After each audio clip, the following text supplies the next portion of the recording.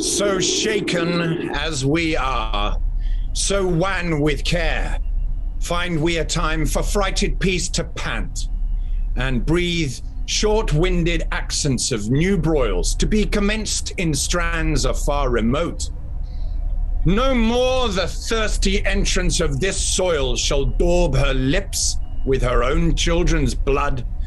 No more shall trenching war channel her fields, nor bruise her flowerets with the armed hooves of hostile paces. Those eyes, opposed, which, like the meteors of a troubled heaven, all of one nature, of one substance bred, did lately meet in the intestine shock of civil butchery, shall now, in mutual, well-beseeming ranks, march all one way, and be no more opposed against acquaintance, kindred, and allies.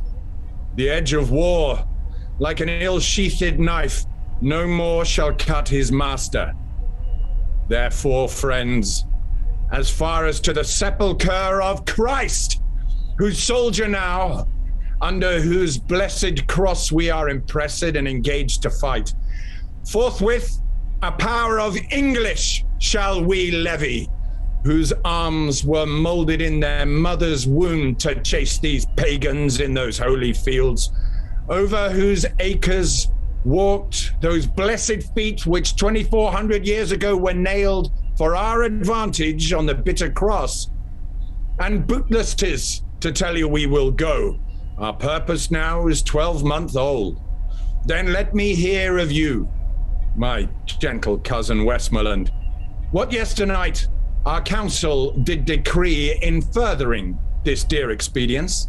My liege, yesternight I thought there came a post from Wales loaden with heavy news, whose worst was that the noble Mortimer, leading the men of Herefordshire to fight against the irregular and wild Glendower, was by the rude hands of that Welshman taken, 1,000 of his people butchered. It seems then that the tidings of this broil break off our business for the Holy Land. Now this matched with other did, my gracious lord. From Holyrood day, the gallant HOTSPUR there, young Harry Percy, and brave Archibald, that ever valiant and approved Scot, at Holmdon met, where they did spend a sad and bloody hour, as by discharge of their artillery in shape of likelihood the news was told, for he that brought them in the very heat and pride of their contention did take horse, uncertain of the issue anyway. Here is a dear, a true industrious friend, Sir Walter Blunt, new lighted from his horse, and he doth bring us smooth and welcome news. The Earl of Douglas is discomfited. 10,000 bold Scots, 22 knights bulked in their own blood did Sir Walter see on Holmdon. Of prisoners, HOTSPUR took Mordache, the Earl of Fife and eldest son to Beaton Douglas, and the Earl of Atholl, of Murray, Angus and Menteith. And is this not an honourable spoil? A gallant prize, cousin, is it not? If faith it is a conquest for a prince to boast of. Yea, there thou makest me sad, and makest me sin in envy that my Lord Northumberland should be the father to so blessed a son who is the theme of honour's tongue, whilst I, by looking on the praise of him, see riot and dishonour stain the brow of my own young Harry. Oh, that it could be proved that some night-tripping fairy had exchanged in cradle clothes our children where they lay, and called mine Percy and his Plantagenet. Then would I have his Harry and he mine. But let him from my thoughts. What think you, coz, of this young Percy's pride? The prisoners which he, in this adventure, hath surprised, to his own use he keeps, and sends me word I shall have none but Mordache, Earl of Fife. Well, this is his uncle's teaching. This is Worcester, malevolent to you in all aspects, which makes him prune himself and bristle up the crest of youth against your dignity. But I have sent for him to answer this, and for this cause awhile we must neglect our holy purpose to Jerusalem. Cousin, on Wednesday next our council we will hold at Windsor, So inform the lords. But come yourself with speed to us again, for more is to be said and to be done than out of anger can be uttered. I will, my liege.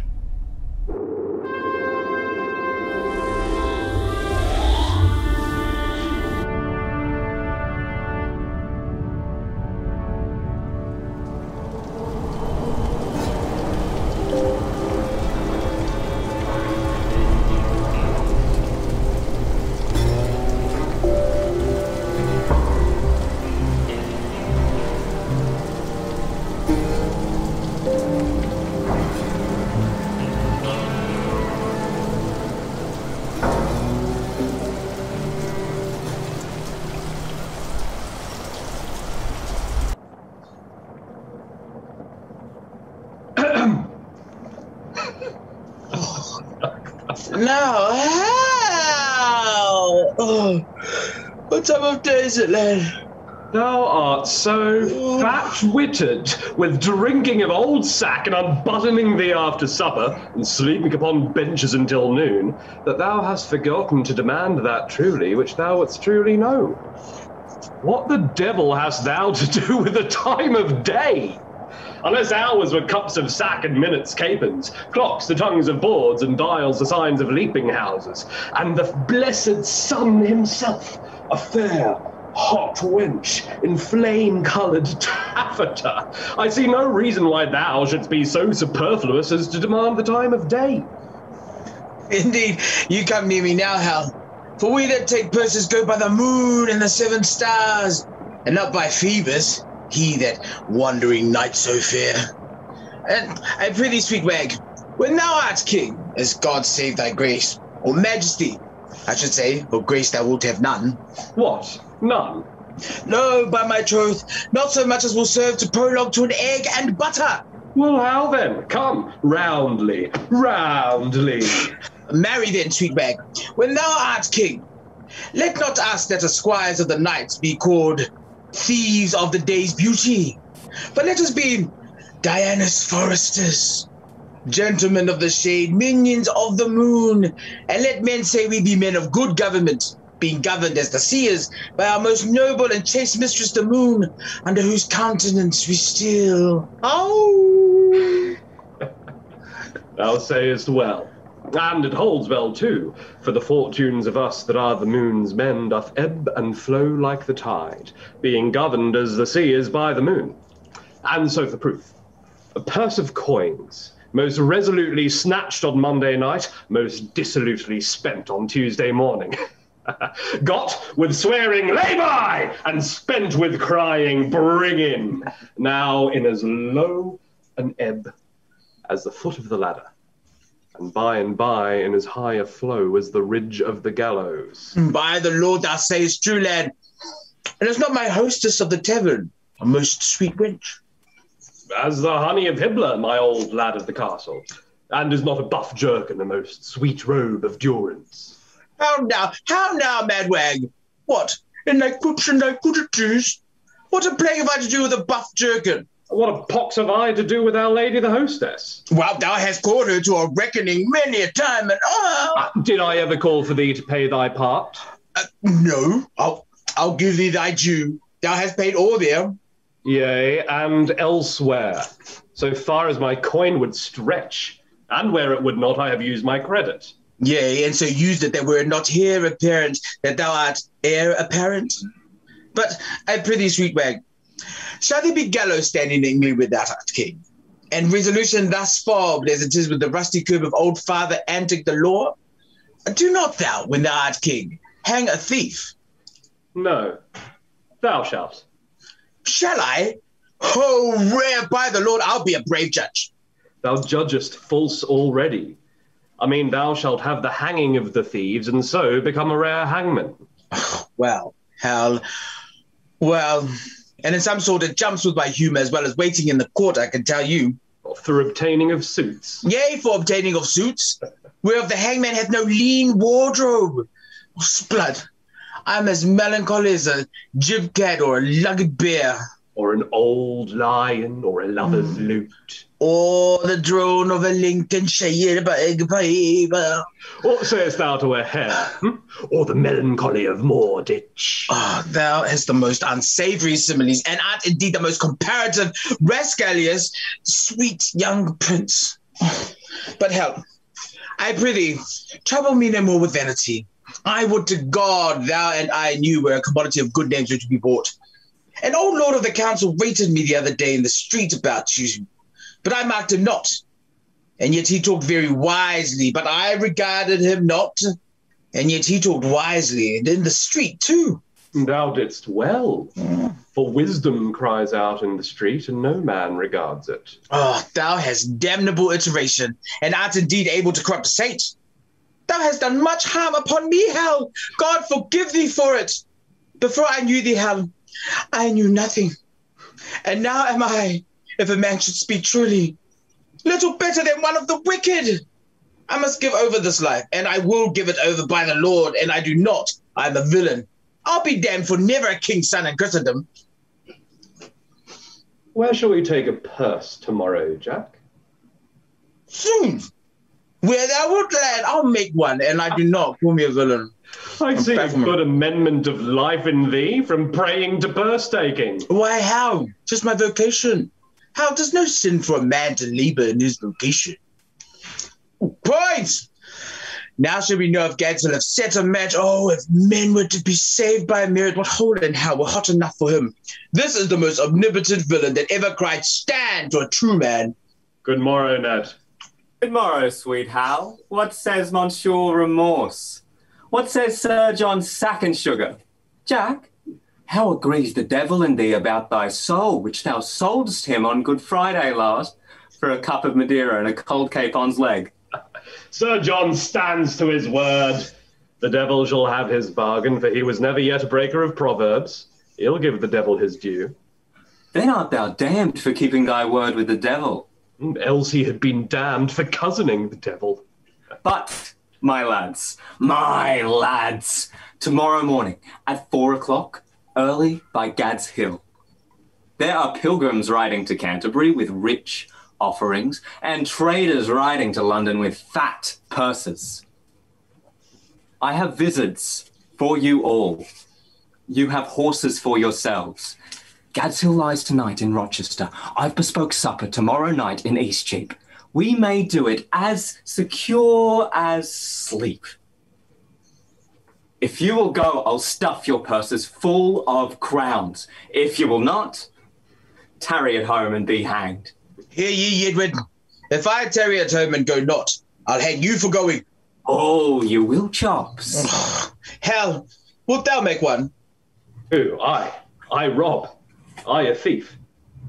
Not I, by my faith. There's neither honesty, manhood, nor good fellowship in thee. Nor thou camest not of the blood royal if thou darest not stand for 10 shillings. Well, once in my days I'll be a madcap. Why, that's well said. Well, come what will, I'll tarry at home. By the Lord, I'll be a traitor then when thou art king. I care not. Now, my good, sweet, honey lord, ride with us tomorrow. I have a jest to execute which I cannot manage alone. Falstaff and Gad's Hill will rob these men that we have already waylaid. Yourself and I will not be there. And when they have the booty, if you and I do not rob them, cut this head off from my shoulders. Well, how shall we part with them in setting forth? We'll set forth before or after them and appoint to them a place of meeting, wherein it is at our pleasure to fail. Then will they adventure upon the exploit themselves, which they will have no sooner achieved, but will set upon them. Yea, but 'tis like they will know us by our horses, our habits, and every other appointment to be ourselves. Our horses they will not see. We'll cloak them for the cause. Our visits we will change after we see them, and, sirrah, I have cases of buckram for the nonce to unmask our noted outward garments. Yea, but I doubt they will be too hard for us.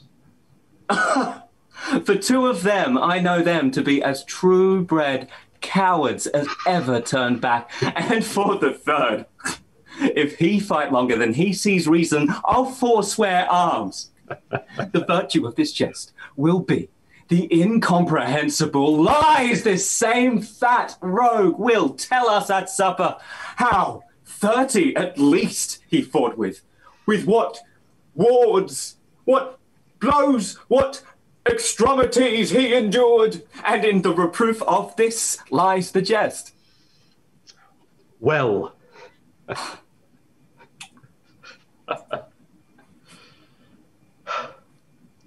I know you all, and will a while uphold the unyoked humour of your idleness. Yet herein will I imitate the sun, who doth permit the base contagious clouds to smother up his beauty from the world, that when he please again to be himself, being wanted, he may be more wondered at by breaking through the ugly clouds of mists and vapours that did seem to strangle him. If all the year were playing holiday, to sport would be as tedious as to work. But when they seldom come, they wished for come. And nothing pleaseth but rare accidents. So, when this loose behaviour I throw off, and pay the debt I never promised, by how much better than my word I am, by so much shall I falsify men's hopes. And like bright metal on a sullen ground, my reformation glittering o'er my fault shall show more goodly, and attract more eyes than that which hath no foil to set it off. I'll so offend to make offence a skill, redeeming time when men think least I will.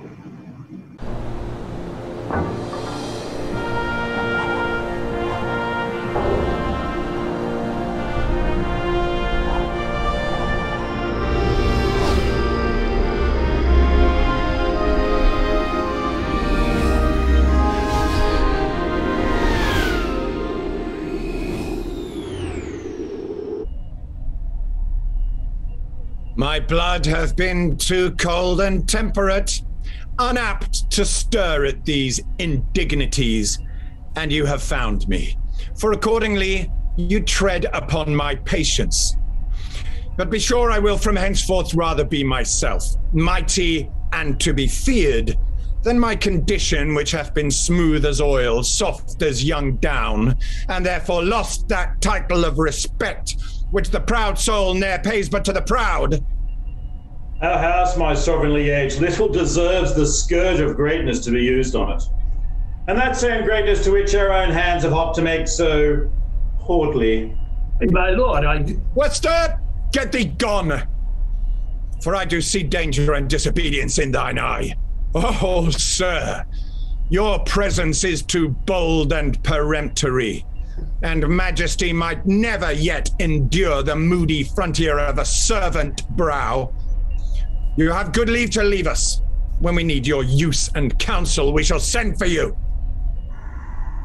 You were about to speak? Yea, my good lord. Those prisoners in your highness's name demanded, which Harry Percy here at Holden took, were, as he says, not without such strength denied as was delivered to your majesty. Either envy, therefore, or misprisoners that fold here, and not my son. My liege, I did deny no prisoners.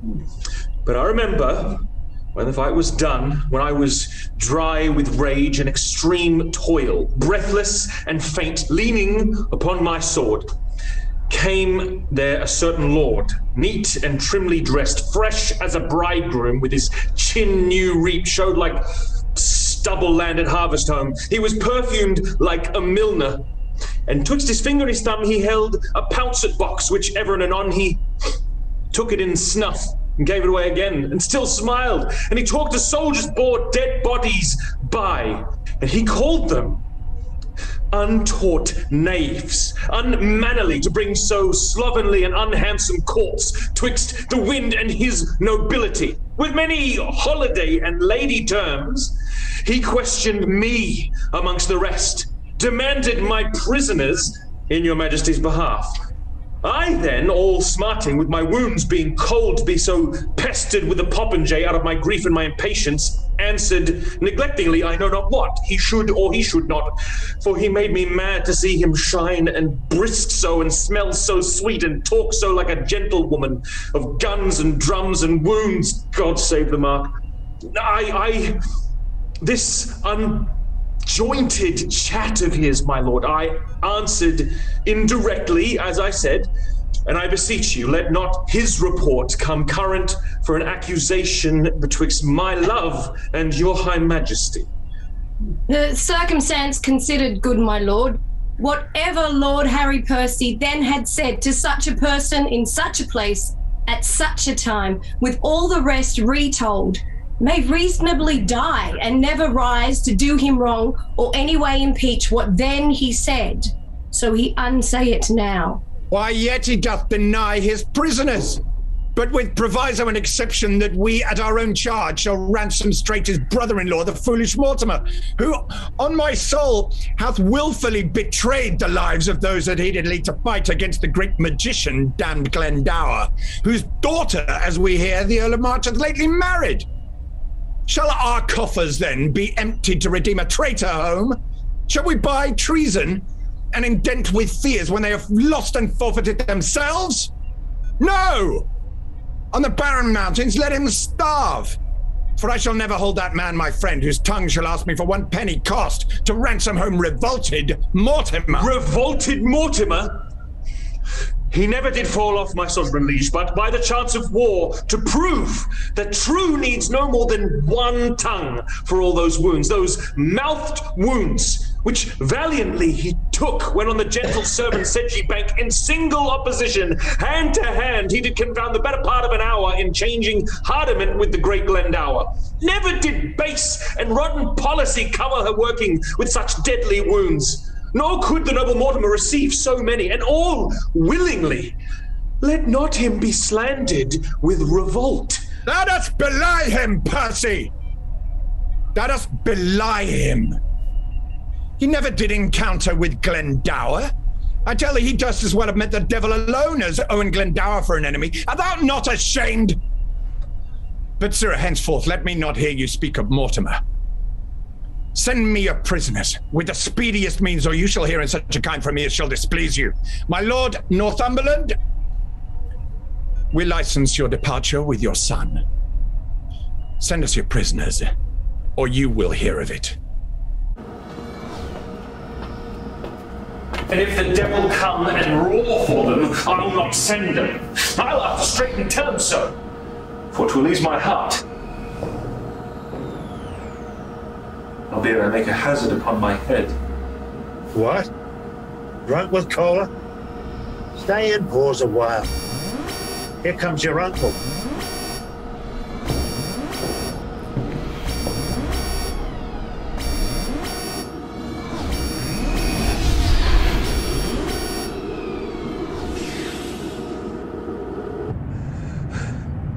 Speak of Mortimer? Zoons, I will speak of him. Let my soul want mercy if I do not join with him. Yea, on his part, I'll empty these very veins and shed my dear blood drop for drop in the dust. And I will lift up the downtrodden Mortimer as high in the air as this unthankful king. He will, forsooth, have all of my prisoners. And when I urged once again the ransom of my wife's brother, then he turned his cheek, it looked pale, and on my face the eye of death, trembling even at the name of Mortimer.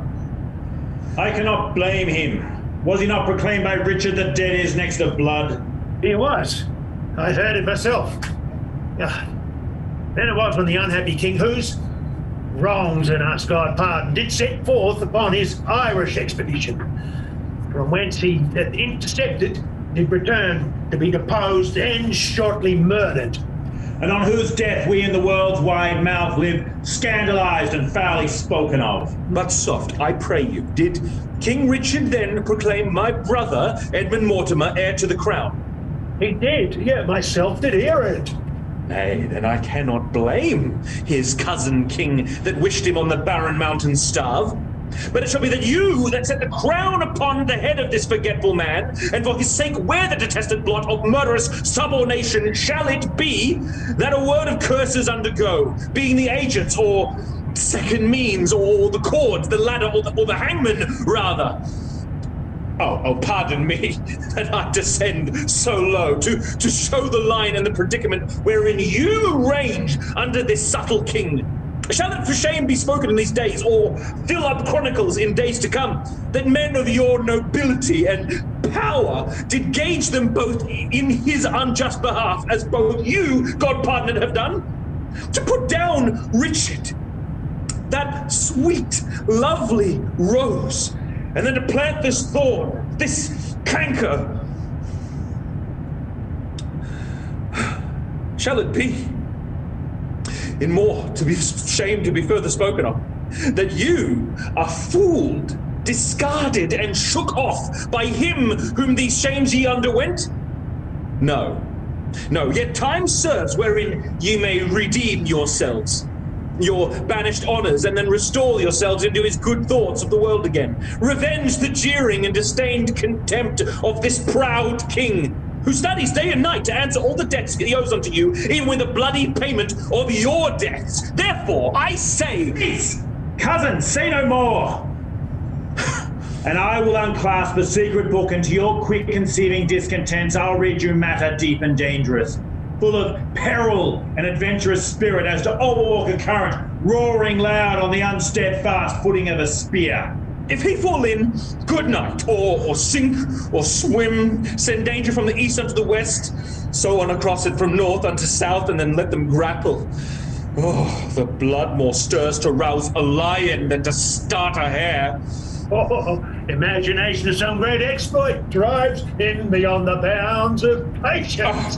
By heaven, methink it were an easy leap to pluck bright honour from a pale-faced moon, or dive into the bottom of the deep where fathom line could never touch the ground, and pluck up drowned honour by the locks, so that he doth redeem her thence, might wear her without to rival all her dignities, but out upon this half-faced fellowship.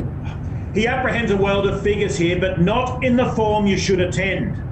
Good cousin, give me audience for a while. I cry you, mercy. Oh, those same naval Scots that are your prisoners. Yeah, I'll keep them all. By God, he shall not have a Scot of them. No, if a Scot would keep his soul, he shall not. You start away and lend no ear to my purposes. Good cousin, you will keep those members. Nay, I will. That's flat. Hear you, cousin, a word. Why?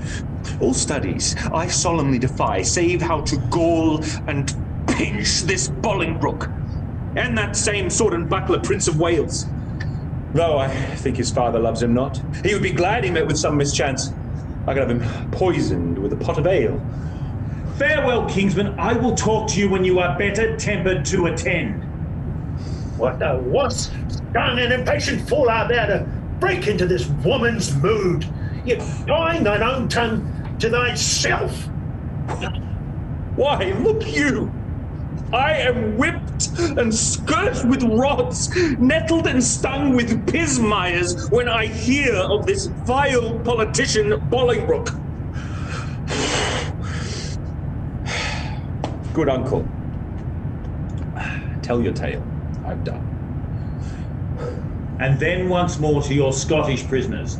Deliver them up without ransom straight, and make the Douglas son your only means for powers in Scotland, which, for divers reasons I shall send you written, be assured, will be easily granted. You, my lord, your son in Scotland being thus employed, shall secretly into the bosom creep of that same noble prelate, well beloved, the Archbishop. Of York, is it not? True, who bears hard his brother's death in Bristol. The Lord Scroop. I smell it. Upon my life, it'll do well. Before the game was afoot, thou still let'st live. Why, it cannot choose but to be a noble plot, and then with the power of Scotland and of York to join with Mortimer. And so they shall. In faith, it is exceedingly well aimed. And 'tis no little reason bids us speed to save our head by raising of a head, for bear himself even as he can, the king will always think of him in our debt, and think we think ourselves unsatisfied till he hath found a time to pay us home. And see already how he doth begin to make us strangers to his looks of love. Yes, he does, and we'll be revenged on him. Cousin, farewell. No further go in this than I by letters shall direct your course. Farewell, good brother. Yeah, we shall thrive, I trust. Adieu, uncle. Oh, let the hours be short, till fields and blowns and groans applaud our sport.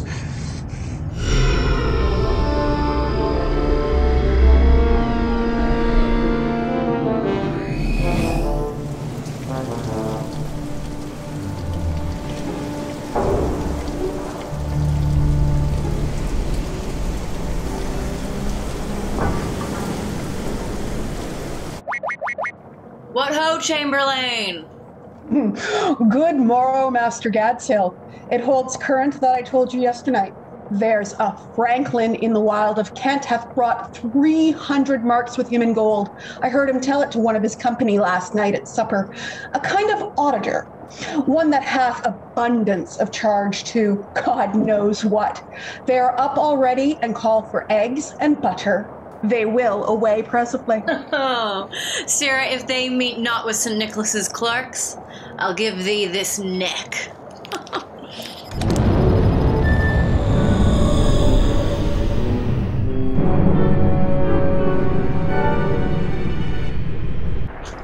Stand close. So I do, against my will. Ah, 'tis our setter. What news? Case ye. There's money of the king's coming down the hill. 'Tis going to the king's exchequer. You lie, ye rogue. 'Tis going to the king's tavern. There's enough to make us all. To be hanged. Sirs, you shall front them. Ned POINS and I will fly lower. If they escape from your encounter, then they light on us. How many be there of them on board? Some 8 or 10. Soon. Will they not rob us? What? A coward, Sir John Paunch? Indeed, I am no John of Goint, your grandfather, but yet no coward, Hal. Well, we leave that to the proof. Sirrah Jack, farewell, and stand fast. Now, my masters, happy man be his dole, say I. Every man to his business.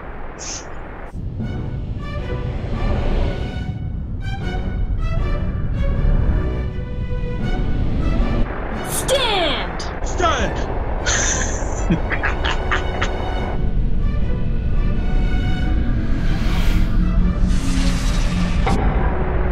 Jesus bless us, how we are undone. Hang ye, gore-bellied knaves! What, are ye undone? No, ye fat chuffs! I would your store were here! On, beggars, on! What, ye knaves? Young men must live! You are grandeurs, are ye? Well, joy ye, face!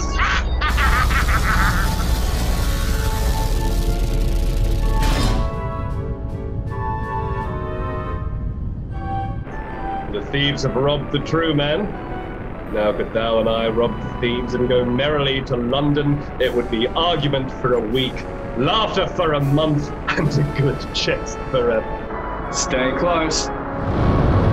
Come, let us share and then to horse before day. And the prince and POINS be not two arrant cowards. There's no equity stirring. There's no more valor in that POINS than in a wild duck.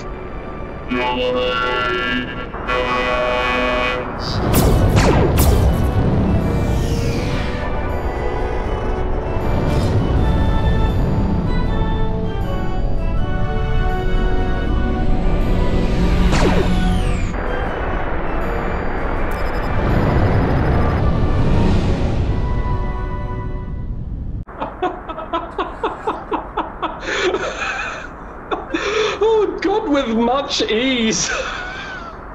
Now, merrily to horse, the thieves are scattered and possessed with fear. Away, good Ned. Falstaff sweats to death and lards the lean earth as he walks along. Oh, were it not for laughing, I should pity him. How the rogue roared!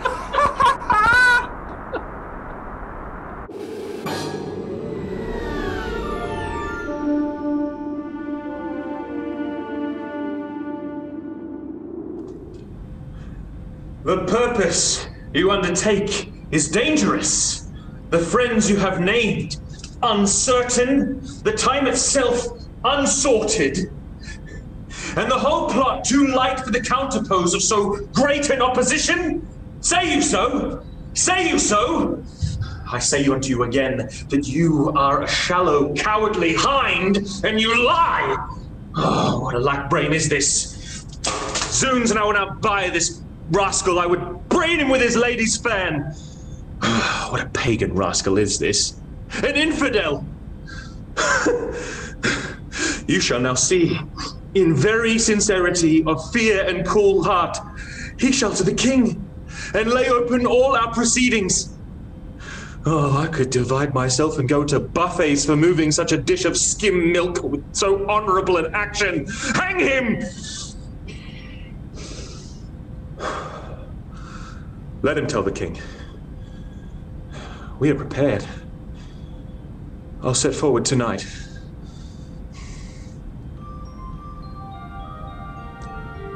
How now, Kate? I must leave you within these 2 hours. Oh, my sweet lord, why are you thus alone? For what offense have I this fortnight been a banished woman from my Harry's bed? Tell me, sweet lord, what is it that takes from thee thy stomach, pleasure, and thy golden sleep? Why dost thou bend thine eyes upon the earth, and sat so often when thou sittest alone? Why hast thou lost the fresh blood in thy cheeks, and given my treasures and my rights with thee to thick-eyed musing and cursed melancholy? In thy faint slumbers I by thee have watched, and heard thee murmur tales of iron wars, speak terms of manage to thy bounding steed. Thy spirit, within thee, hath been so at war, and thus hath so bestirred thee in thy sleep, that beads of sweat have stood upon thy brow like bubbles in a late disturbed stream. Oh, what potents are these? Some heavy business hath my lord in hand, and I must know it, else he loves me not. What ho? Is Gilliams with the packet gone? Yes, my lord, an hour ago. Hath Butler brought the horses from the sheriff? 1 horse, my lord. He brought even now. Well, that horse shall be my throne. I hear you, my lord. What sayest thou, my lady? What is it carries you away? Oh, why, my horse, my love, my horse. Don't, you mad-headed ape! A weasel hath not such deal of spleen as you were tossed with. In faith, I'll know thy business, Harry, that I will. I fear my brother Mortimer doth stir about his title, and hath sent for you to learn his enterprise. But if you go... so far afoot I shall be weary, love. Come, you parakeeto. Answer me directly unto this question that I ask. In faith, I'll break thy little finger, Harry, and if thou wilt not tell me all things true. Away, away, you trifler. Love, I love thee not. I care not for thee, Kate. This is no world to play with mammoths and to tilt with lips. We must have bloodied noses and cracked crowns and pass them current too. Do you not love me? Do you not love me, indeed? Well, do not then. But since you love me not, I will not love myself.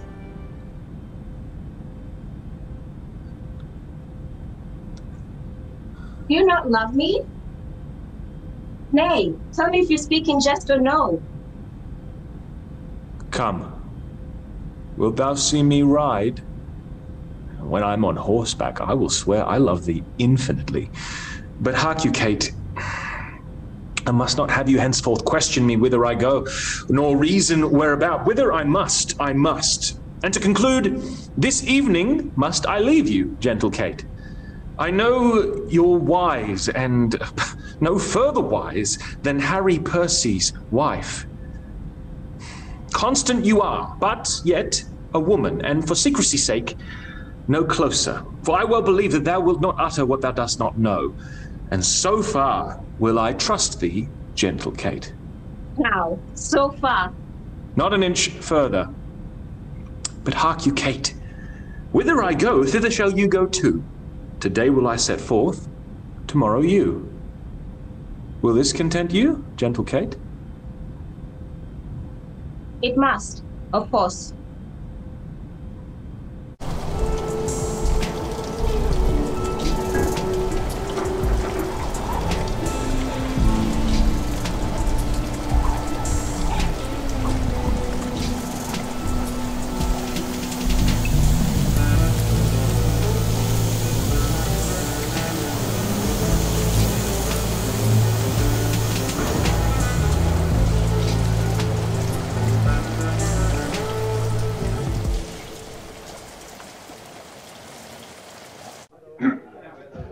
Ned! Prithee, come out of that fat room and lend me thy hand to laugh a little. Where hast been, Hal? With 3 or 4 loggerheads, amongst 3 or 4 score hogsheads. Ciarán, I have touched the very base string of humility. I am sworn brother to a leash of drawers, and can call them all by their Christian names as Tom, Dick, and Francis. They take it already upon their salvation that though I be but the Prince of Wales, yet I am King of Courtesy. But, sweet Ned, to sweeten which name of Ned, I give thee this pennyworth of sugar, clapped into my hand even now by an underskinker, one that never spake English in his life other than 8 shillings and 6pence, and you're welcome, with the shrill addition, and on, sir. But, Ned, to drive away the time till Falstaff come, do thou stand in some by-room while I question my puny drawer as to what end he gave me the sugar. And do thou never leave calling Francis, so that his tale to be may be nothing but anon. Stand aside, and I'll show thee a precedent. Francis! Thou art perfect! Francis!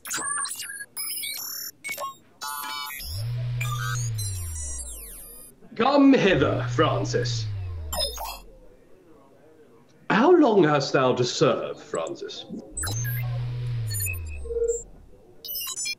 Francis! 5 years. By Our Lady, a long lease for the clinking of pewter. But, Francis, darest thou be so valiant as to play the coward with thy indenture? Show it a fair pair of heels and run from it?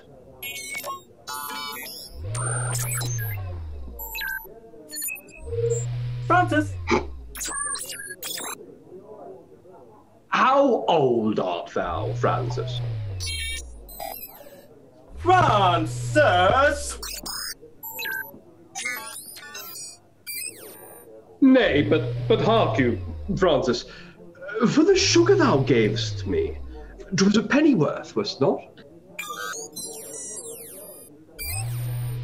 I shall give thee for it £1,000. Ask me when thou wilt, and thou shalt have it. Francis! Anon, Francis? No, Francis, but tomorrow, Francis, or Francis, or indeed Thursday, Francis, or indeed when thou wilt. But, Francis. Francis! Away, you rogue! Dost thou not hear them call? Francis! Francis!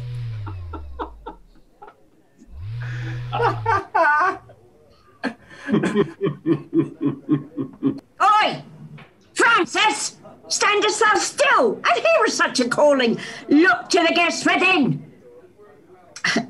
My lord, I'll sojourn and 6 more at the door. Shall I let them in?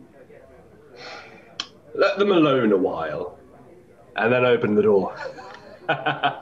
POINS! Anon, sir. Ciarán, Falstaff and the rest of the thieves are at the door. Shall we be merry? As merry as crickets, my lad.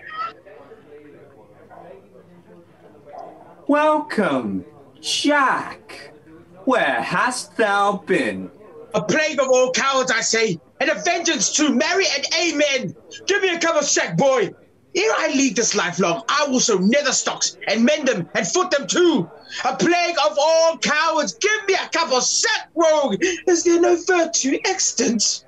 It's thou never see Titan kiss a dish of butter. Pitiful-hearted Titan that melted at the sweet tale of the suns.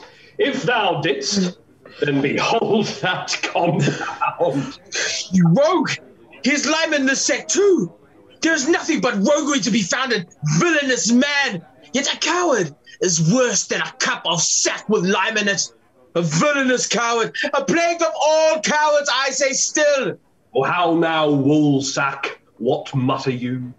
A king's son. If I do not beat thee out of thy kingdom with a dagger of lath and drive all thy subjects afore thee like a flock of wild geese, I'll never wear hair on my face more, you Prince of Wales. Why, you horse-on-round man? What's the matter? Are not you a coward? Answer me to that, and points there. Zounds, you fat paunch, and you call me a coward. By the Lord, I'll stab thee. I call thee coward. I'll see thee damned ere I call thee coward, but I would give £1,000 I could run as fast as thou canst. You are straight enough in the shoulders. You cannot seize your back. Call you that backing of your friends? Give me a cup of sack. Oh, villain, thy lips are scarce wiped since thou drunkest last. All's one for that. A plague of all cowards, say I. What's the matter? What's the matter? There be some of us here have taken £1,000 this day morning. Where is it, Jack? Where is it? Where is it? Taken from us it is. 100 upon poor lot of us. What? 100, man? I am a rogue. If I were not at half sword with a dozen of them 2 hours together, I have escaped by miracle. A plague of all cowards. Let him speak. If he speaks more or less than truth, he is a villain and a son of darkness. Speak, sir. How was it? We sat upon some dozens. 16 at least, my lord. What? Fought you with them all?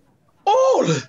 I don't know what you call all, but if I fought not with 50 of them, I am a bunch of radish. If there were not 2 or 3 and 50 upon poor old Jack, then I am no two-legged creature. Pray God you have not murdered some of them. Nay, that's past praying for. I have peppered 2 of them. 2. I am sure I have paid 2 rogues, I tell thee what. Hell, if I tell thee a lie, spit in my face and call me horse. Thou knowest my old ward. Here I lay, and thus I bore my point. 4 rogues in buckram let drive at me. What? 4? Thou saidst but 2 even now. 4, hell, I told thee 4. Aye, he said 4. These 4 came all affront and mainly thrust at me. I made me no more ado, but took all their 7 points in my target thus. 7? Why, there were but 4 even now. 7, by these hilts, or I'm a villain else. Prithee, let him alone, or she'll have more anon. Dost thou hear me, Hal? Aye, and mark thee too, Jack. Do so, for it is worth the listening to. These 9 that I told thee of. So 2 more already. Their points being broken. Down fell their hose. Began to give me ground. But I followed me close, came in foot and hand, and with a thought 7 of the 11 I paid. Oh, monstrous. 11 men grow out of 2. But as the devil would have it, 3 misbegotten knaves in kindle green came at my back and let drive at me, for it was so dark, Hal, that they could not see thy hand. These lies are like their father that begets them. Gross as a mountain, open, palpable. Why, thou clay-brained guts, thou knotty-pated fool, thou whoreson, obscene grease-tallow catch. What? Art thou mad? Art thou mad? Is not the truth the truth? Why, how couldst thou know these men in Kendall Green? Well, it was so dark thou couldst not see thine own hand. Come, tell us your reason. What sayest thou to this? Your reason, Jack, your reason. What? Upon compulsion? Zoons. And I were at the Strapado or all the wrecks in the world, I would not tell you on compulsion. Give you a reason on compulsion. If reasons were as plentiful as blackberries, I would give no man a reason upon compulsion. I'll no longer be guilty of this sin. This sanguine coward, this bed presser, this horseback breaker, this huge hill of flesh. Blood, you starveling! You elfskin, you dried neat stung, you bull's pizzle, you stockfish awful bitter out of what is like thee, you tailor's yarn, you sheep, you bocas, you foul standing tuck. No! Breathe a while, and to it again. And when thou hast tired thyself in base comparisons, hear me speak but this. Mark, Jack. Mark now, how a plain tale shall put you down. Then did we two set on you, huh? And with a word outfaced you from your prize, and have it, yea, and can show it you here in this house. What trick, what device, what starting hole canst thou now find out to hide thee from this open and apparent shame? Let's hear, Jack. What trick hast thou now? By the Lord, I knew ye as well as he that made ye. Why, hear you, my masters. Was it for me to kill the heir apparent? Should I turn upon the true prince? Why, thou knowest I am as valiant as Hercules, but beware instinct. The lion will not touch the true prince. The lion will not touch the true prince. Instinct is a great matter. I was now a coward on instinct. But by the Lord, lads, I'm glad you have the money. Hostess, clap to the doors. Watch tonight, pray tomorrow. Gallants, lads, boys. Here, hearts of gold, all the titles of God, good fellowship come to you. What? Shall we be merry? Shall we have a play extempore? Content. And the argument shall be thy running away. No more of that, Hal. No lovers move. Oh, Jesu, my lord the prince. How now, my lady the hostess, what sayest thou to me? Marry, my lord, there is a nobleman of the court at the door would speak with you. He says he comes from your father. Give him as much as will make him a royal man and send him back again to my mother. What manner of man is he? An old man? What doth gravity out of his bed at midnight? Shall I give him his answer? Prithee, do. Faith, I'll send him packing. My sweet creature of bombast. How long is to go, Jack, since thou saw'st thine own knee? My own knee? We're not about thy years, Hal. Oh. There's villainous news abroad. Here was Sir John Bracy from your father. You must to the court in the morning. That same mad fellow of the North, Percy, and he of Wales that gave Ammerman the bastinado and made Lucifer cuckold and swore the devil is true liegeman upon the cross of a Welsh hook. What a plague call you him? Glendower. Owen the same, and his son-in-law Mortimer in old Northumberland, and that sprightly Scot of Scots Douglas that runs a horseback up a hill perpendicular. Oh, wow, that rascal hath good mettle in him, he will not run. Why, what a rascal art thou then to praise him so for running? A horseback, ye cuckoo, but afoot, he will not budge a foot. Yes, Jack, upon instinct. I grant ye upon instinct. Well, he is there too, and one Mordake, and 1,000 blue caps more. Worcester's stolen away tonight. Thy father's beard is turned white. With the news you may buy Landau's cheap as stinky mackerel. Why then it is like if there come a hot June and this civil buffeting hold, we shall buy maiden heads as they buy hobnails, by the hundreds. By the mass, lad, thou sayest true. It is like we shall have good trading that way. But tell me how. Am not thou horrible afeard, thou being heir apparent? Could the world pick thee out 3 such enemies again as that fiend Douglas, that spirit Percy, and that devil Glendower? Art thou not horribly afraid? Doth not thy blood thrill at it? Not a whit, i' faith. I lack some of thy instinct. Oh, wow. Thou wilt be horribly chid tomorrow when thou comest to thy father. If thou love me, Practice an answer. Do thou stand for my father and examine me upon the particulars of my life? Shall I? Oh, content. This chair shall be my throne, this dagger my scepter, and this cushion my crown. And the fire of grace be not quite out of thee. Now shalt thou be moved. Give me a cup of sack to make my eyes look red, that it may be thought I have wept, for I must speak in passion.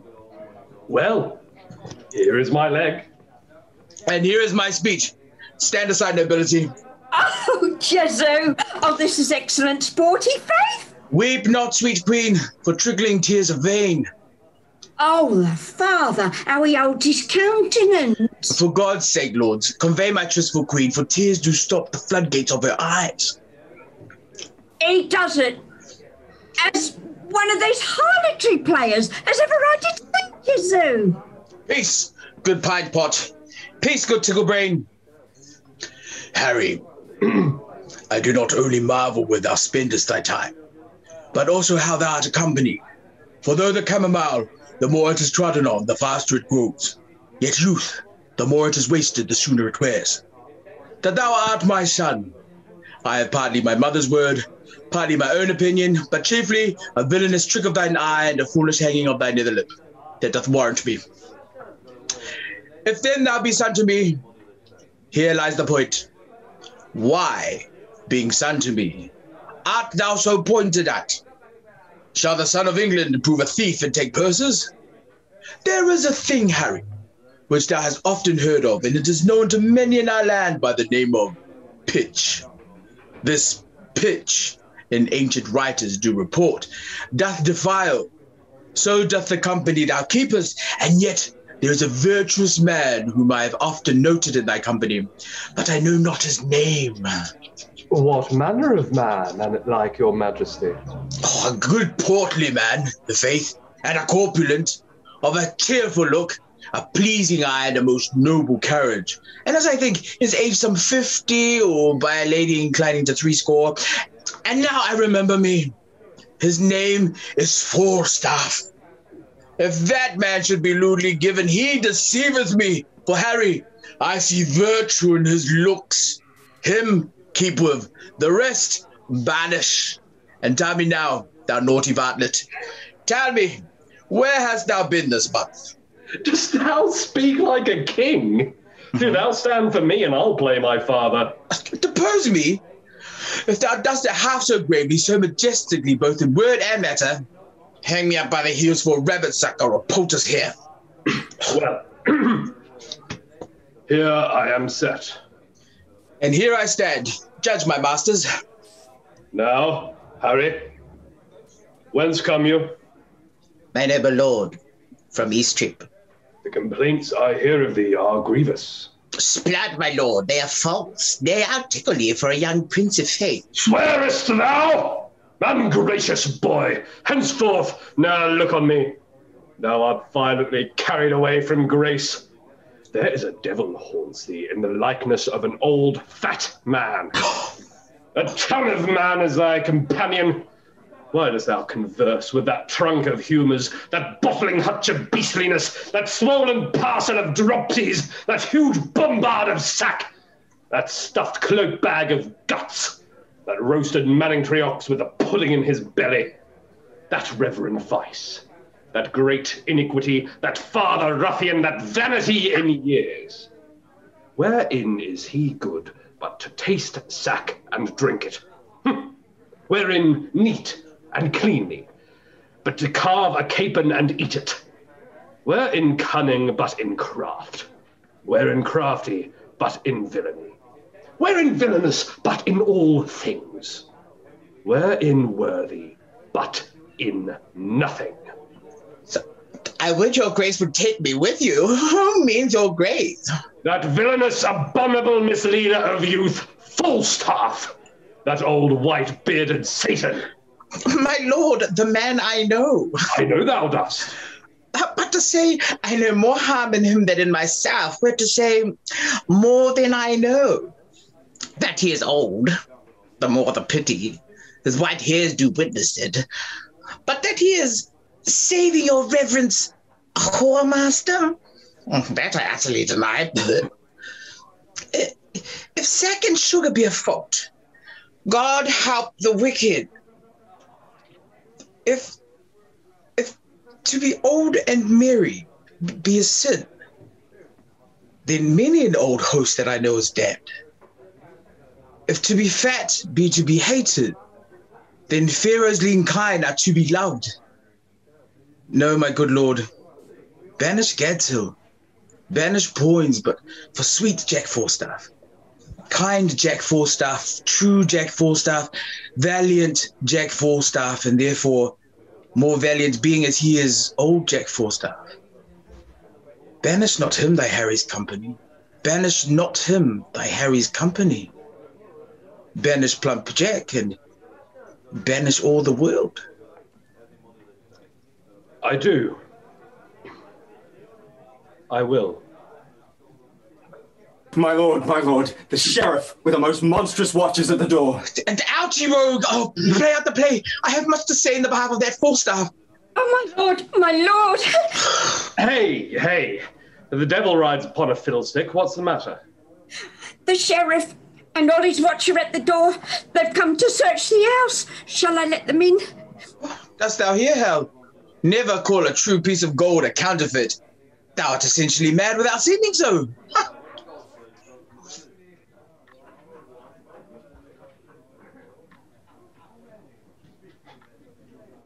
And thou art a natural coward, without instinct. Call in the sheriff.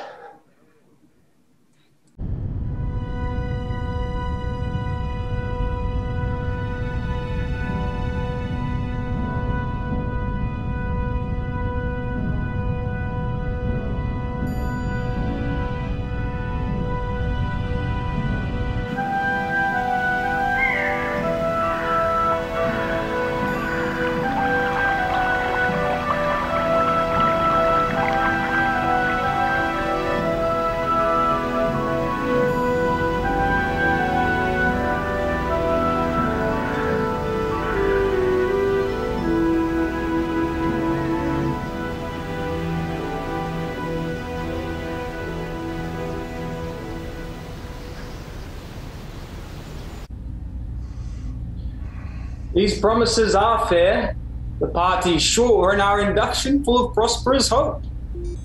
Lord Mortimer, Cousin Glendower, will you sit down?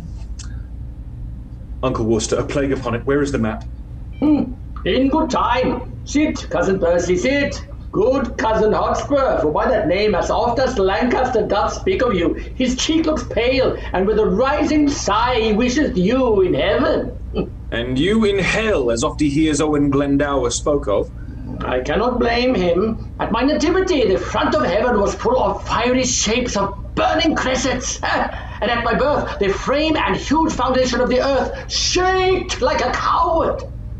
Why, so would it have done at the same season if your mother's cat had kittened, though you yourself had never been born. I say the earth did shake when I was born.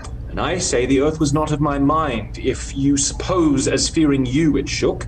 The heavens were all on fire, the earth did tremble. Oh, then the earth shook to see the heavens on fire, and not in fear of your nativity. Cousin, of many men I do not bear these crossings. Give me leave to tell you once again that at my birth the front of heaven was full of fiery shapes. The goats ran from the mountains, and the herds were strangely clamorous to the frightened fields. These signs have marked me extraordinary, and bring him out that is but woman's son can trace me in the tedious ways of art and hold me pace in deep experiments. I think there's no man speaks better Welsh. I'll to dinner. Please, Cousin Percy, you'll make him mad. I can call spirits from the vasty deep. Why, so can I, or so can any man. But will they come when you do call for them? Why, I can teach you, cousin, to command the devil. I can teach thee, cuz, to shame the devil by telling truth. Tell truth and shame the devil. If thou have power to raise him up, bring him hither, and I'll be sworn I have power to shame him hence. Oh, live, while you live, tell truth and shame the devil. Come, enough of this unprofitable chat. 3 times hath Henry Bolingbroke made head against my power, thrice have I sent him bootless home and weather-beaten back. Home without boots? And in foul weather too? Oh, how scapes he agues in the devil's name? Come, here's the map. Shall we divide our right according to our threefold order, Tayan? The Archdeacon hath divided it into 3 limits, very equally. England from Trent and Severn hitherto is to my part assigned. Wales beyond the Severn shore and all the fertile land within that bountiful in Glendower. And dear coz, to you the remnant, lying off from Trent, and our indentures tripartite are drawn, which being sealed interchangeably, a business that this night may execute. Tomorrow, cousin, you and I and my good lord of Worcester shall set forth to meet your father and the Scottish power, as is appointed us at Shrewsbury. My father Glendower is not ready yet, nor shall we need his help these 14 days. Within that space, you may have gathered together your tenants, friends, and neighboring gentlemen. A shorter time shall send me to you, lords, and in my conduct shall your ladies come, from whom you now must steal and take no leave, for there will be a world of water shed upon the parting of your wives and you. Methinks my moiety up from the burden here, in quality, in quantity, equals not one of yours. See how this rift comes me cranking in, and cuts me off from the best of my land? A huge half moon, a monstrous canker out. I'll have the current in this place dammed up, and there a smug and silver Trent shall run in a new channel, fair and evenly. It shall not wind with such a deep indent to rob me of so rich a bottom here. Not wind? It shall, it must, you see, it doth. Yea, but mark how he bears his course and runs me up, with like advantage on the other side, gilding the opposed firmament as much as on the other side it takes from you. Okay, put a little charge here, we'll trench him on this side, and then this side will keep this cape going, and then he runs straight and narrow. I'll have it so. A little change will do it. I'll not have it altered. Will you not? No, you shall not. Well, who shall say me nay? Why, that will I. Let me not understand you then. Speak it in Welsh. Come. You shall have Trent turned. I do not care. I'll give thrice so much land to any well-deserving friend, but in the way of bargain, mark ye me. I'll cover the 9th part of a hair. Are the indentures drawn? Shall we be gone? The moon shines fair. You may away by night. I'll haste the writer, and withal break with your wives of your departure hence. I'm afraid my daughter will run mad, so much she doteth on her Mortimer.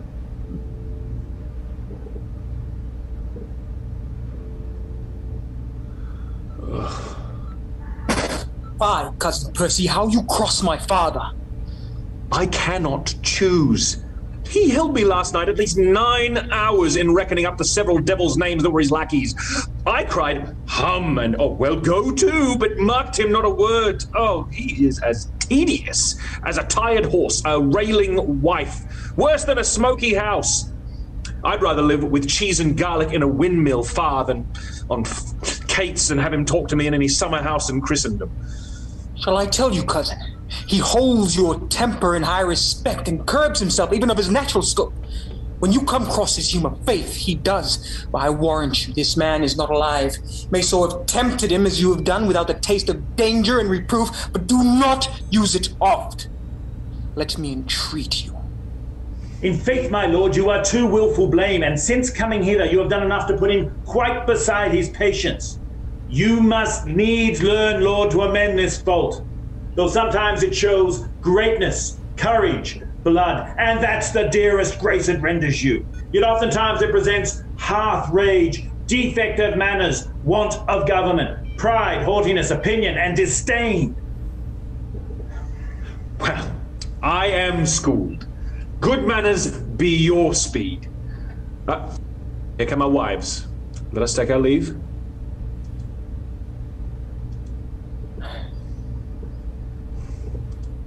Hey, this is the deadly spite that angers me. My wife can speak no English, and I no Welsh. Her tongue the comlink translates not. My daughter weeps. She will not part with you. She'll be a soldier too, shield to the wars. Good father, tell her that she and my Aunt Percy shall follow in your conduct speedily. Anilvech, Dadia ben Trioligalon, Pai Dillon ben Hangedi de Gwosta Roma. Tad, mae fy ngŵr am fynd i rafel. Os mae rhaid iddo fod lle mae ofyn am arwolaeth, mae rhaid I mi hefyd fod yno, yn gyda mae sicr iddo. She is desperate here, a peevish, self-willed harlotry, one that no persuasion can do good upon. Mae ddim aros yma'n unig hebddo ti. Mae fy nhad yn anghywir nid oedd yn fod yn ddiamadferth. Gallaf ymladd, a fel mae fy wyllus byddaf yn filwr. Mewn gwasanaeth i'n hyndeb ni, nid y gwrthdaro yma. Paid anwadu mi, hwn gad I mi ddod efo ti.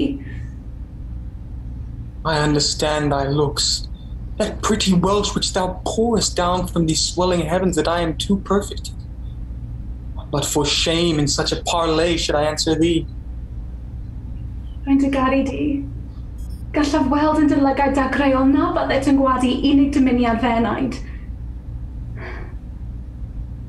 I understand thy kisses, and thou mine.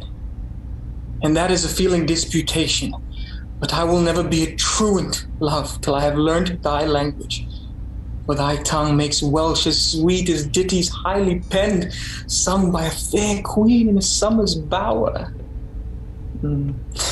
with ravishing divisions at her lute. Hey, if you melt, then she will run mad. Please, fy nghariad, gorweddai lawr am ei ganu ti fy hoff gan. She bids you lay down, and she will sing the song that pleaseth you. With all my heart, I shall sit here and hear her sing. By that time, I think our book be drawn. Cariwch med Dafydd fy nelyn I mi. Come, Kate. Thou art perfect in lying down. Come, quick, quick, that I may lay thy head in my lap. Go, you giddy goose. Now, I perceive the devil understands Welsh. No marvel he's so humorous. By Our Lady, he's a good musician. Then you should be nothing but musical, for you are altogether governed by humours. Lie still, you thief, and hear the lady sing in Welsh. I'd rather hear, lady, my brach howl in Irish. Wouldst thou have thy head broken? No. Then be still. Neither. 'Tis a woman's fault. Now God help thee. What, to the Welsh lady's bed? What's that? Peace. She sings. Okay, I'll have your song too. Not mine, in good sooth. Come, sing. Not sing. What? 'Tis the next way to turn tailor or be red-breast teacher, and the indentures be drawn, I'll away within these 2 hours, and so come in when ye will.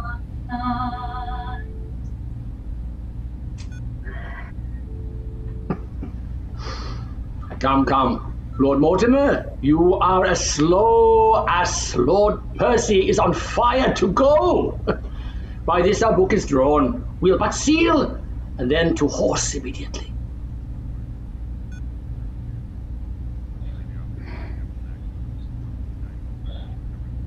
With all my heart.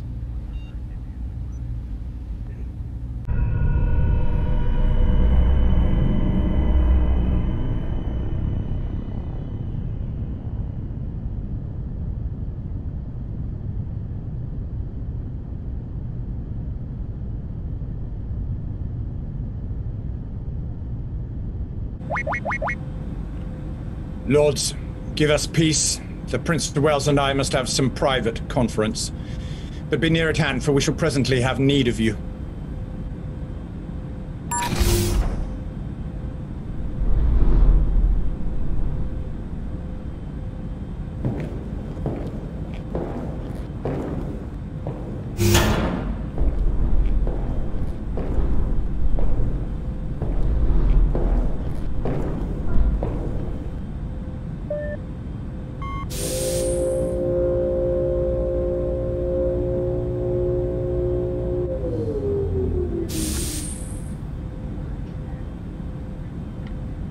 I know not whether God will have it so for some displeasing service I have done, that in his secret doom out of my blood he'll breed revengement and a scourge for me, but thou dost, in thy passages of life, make me believe that thou art only marked for the hot vengeance and the rod of heaven to punish my mistreadings.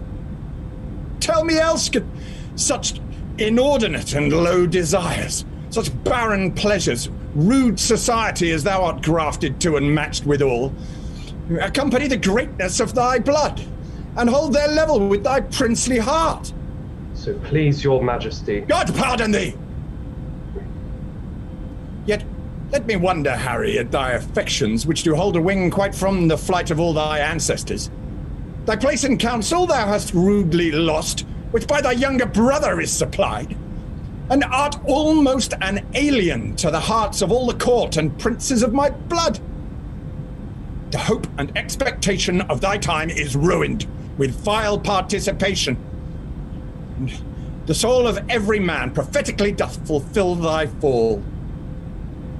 Had I so lavish with my presence been, so common hackneyed in the eyes of men, so stale and cheap to vulgar company, opinion that did help me to the crown had still kept loyal to possession and left me in reputeless banishment, a fellow of no mark nor likelihood. By being seldom seen, I could not stir, but like a comet I was wondered at, that men would tell their children, this is he. And other men would say, where? Which is Bolingbroke? And then I stole all courtesy from heaven and dressed myself in such humility that I did pluck allegiance from men's hearts, loud shouts and salutations from their mouths, yea, even in the presence of the crowned king.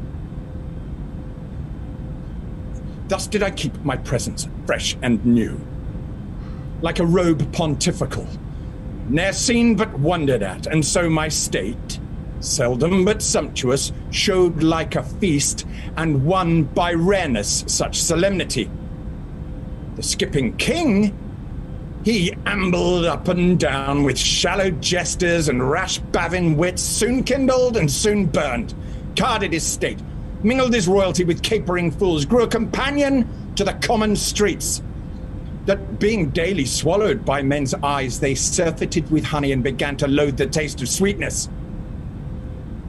So when he had occasion to be seen, he was but as a cuckoo is in June, heard, not regarded, seen, but with such eyes as, sick and blunted with community, afford no extraordinary gaze, such as is bent on sun-like majesty when it shines seldom in admiring eyes. And in this very line, Harry, standst thou. For thou hast lost thy princely privilege with our participation. Not an eye but is weary of thy common sight, save mine, which hath desired to see thee more. And now does that which I would not have it do make blind itself with foolish tenderness? I shall hereafter, my thrice gracious lord, be more myself. For all the world, as thou art to this hour was Richard then, and even as I was then is Percy now. Now, by my sceptre and my soul to boot, he hath more worthy interest to the state than thou the shadow of succession, for of no right nor colour like to right.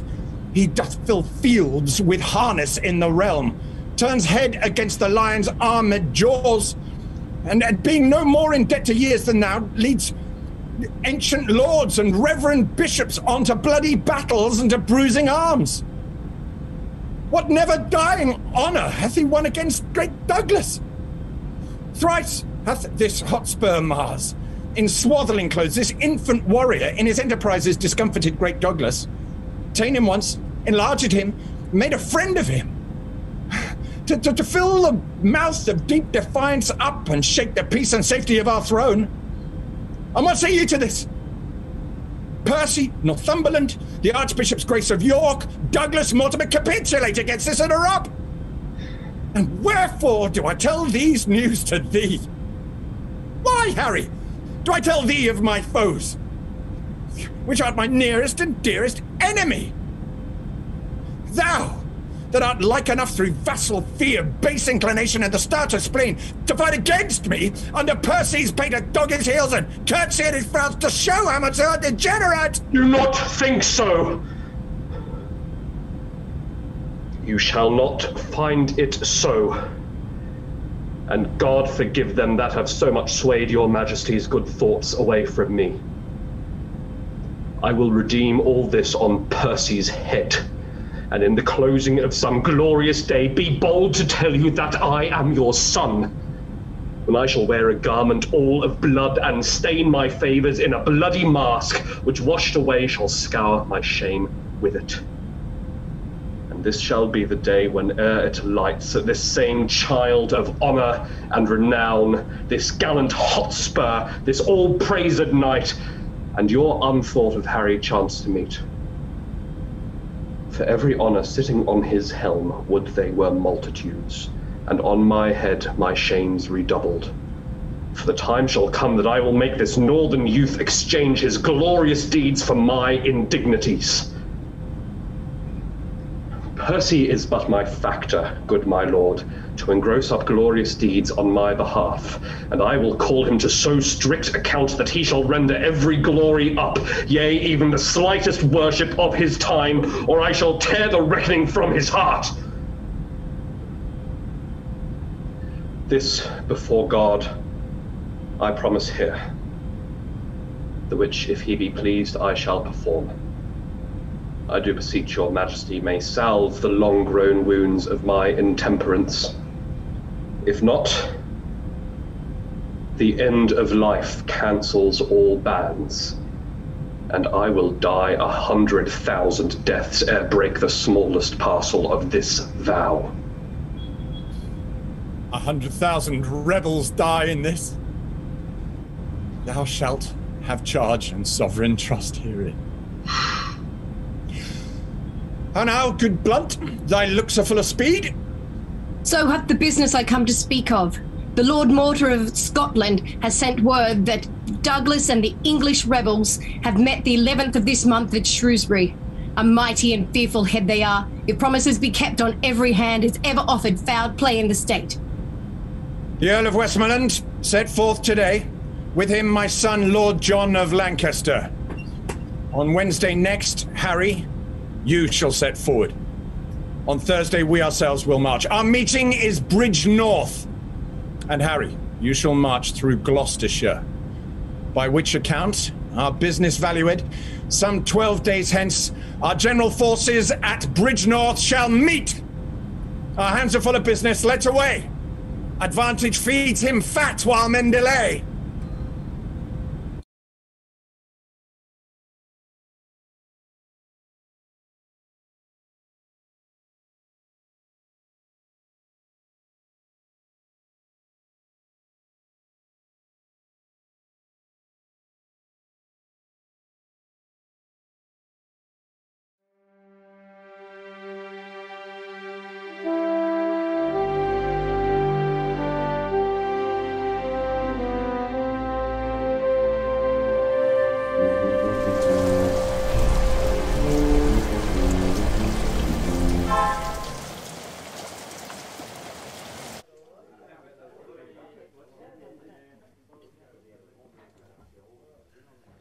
Am I not fallen away vilely since this last action? Do I not bait? Oh, do I not dwindle? Why, my skin hangs about me like an old lady's loose gown. I'm withered like an old apple john. Well, I'll repent, and that suddenly, while I'm in some liking. I shall be out of heart surely, and then I shall have no strength to repent. And I've not forgotten what the inside of a church is. I am a peppercorn, a brewer's horse, inside of a church. Company, villainous company hath been the spoil of me. How now, Dame Partlet the hen? Have you inquired yet who picked my pocket? Why, Sir John? What do you think, Sir John? Do you think I keep thieves in my house? I have inquired. I have searched. So was my husband. Man by man, boy by boy, servant by servant. The tithe of a hair was never lost in my house before. Ye lie, hostess. Bardolph was shaved and lost many a hair. And I'll be sworn my pocket was picked. Oh, go to, you are a woman, go. Who, I? No, I defy thee. God's light. I was never called so in my own house before. Oh, go to, I know you well enough. No, Sir John. You do not know me, Sir John. I know you, Sir John. You owe me money, Sir John, and now you pick a quarrel to beguile me. I bought you a dozen shirts to your back. Doubtless, filthy doubtless, I have given them away to bakers' wives, and they have made bolters of them. Now, as I am a true woman, Holland of 8 shillings an ell. You owe me here besides, Sir John, for your diet and your by-drinkings. I lent you £24. Oh, Bardolph had his part of it, let him pay. Oh, him? So he is poor, he hath nothing. I'll not pay a denier. What, will you make a yonker of me? Shall I not take mine case in mine inn, but I shall have my pockets picked? I have lost the seal ring of my grandfather's worth 40 mark. Oh, Jesu, I have heard the prince say, I know not how oft, that ring was copper. How? The prince is a jack, a sneak up. Oh, splud, and he were here, I'd cudgel him like a dog if he would say so. Oh, how now, lad? Is the wind in that door of faith? Oh, must be all much. Oh, good my lord, I pray you hear me. What sayest thou, mistress, quickly? How doth thy husband? I love him well. He is an honest man. Good my lord, hear me. I prithee, let her alone and list to me. What sayest thou, Jack? The other night I fell asleep here, behind the arras, and had my pocket picked. The house is turned bawdy house, they pick pockets. What didst thou lose, Jack? Would thou believe me, Hal? 3 or 4 bonds of £40 apiece, and a seal ring of my grandfather's. A trifle. Some ain't penny matter. So I told him, my lord, and I said I heard your grace say so. And my lord, he speaks most vilely of you. He speaks most vilely of you. And he said he said he would cuddle you. What? He did not. Well, there's neither faith, truth, nor womanhood in me else. There's no more faith in thee than in a stewed prune, nor no more truth in thee than in a drawn fox. And for womanhood, Maid Marian may be the deputy's wife of the ward to thee. Go, you thing, go. Say what thing? What thing? What thing? Why, a thing to thank God on. I am no thing to thank God on, and I would thou should know it. I'm an honest man's wife, and setting thy knighthood aside, thou art a knave to call me so. Setting thy womanhood aside, thou art a beast to say otherwise. Hey, what beast, thou knave? What beast? Why, an otter. An otter, Sir John. Why an otter? Why, she's neither fish nor flesh. A man knows not where to have her. Thou art an unjust man in saying so.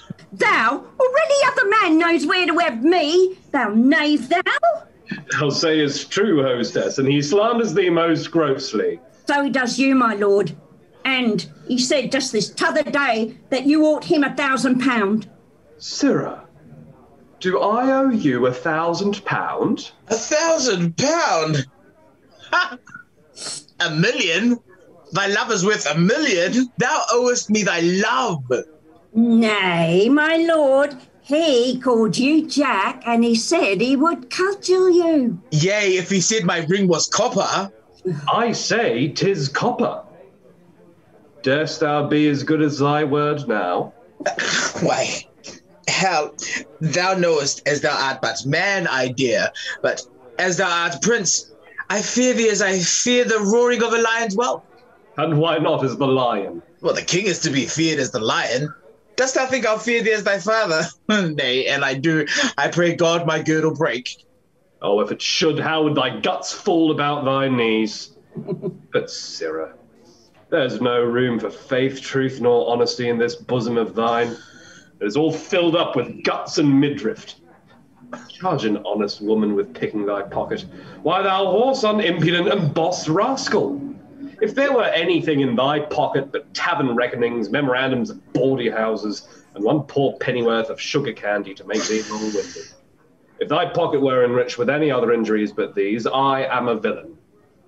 And yet you will stand to it. You will not pocket up wrong. Art thou not ashamed?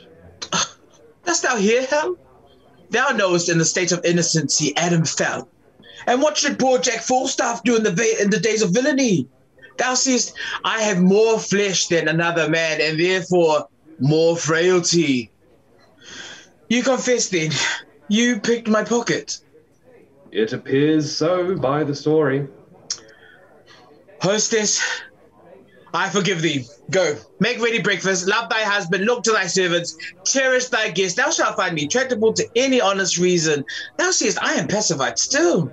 Nay, prithee, be gone.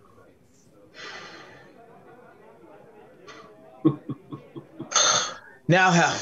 To the news at court for the robbery land. How is that answered? Oh, my sweet beef. I must still be good angel to thee. The money is paid back again. Oh, I do not like that paying back. 'Tis a double labour. I am good friends with my father, and may do anything. Rob me the exchequer the first thing thou doest, and do it with unwashed hands too. I have procured thee, Jack, a charge of foot. Meet me tomorrow in the temple hall at 2 o'clock in the afternoon. There thou shalt know thy charge, and there receive money, and order for thy furniture. The sky is burning. Percy stands on high, and either we or they must lower lie. Rare words, brave world. Hostess, my breakfast, come!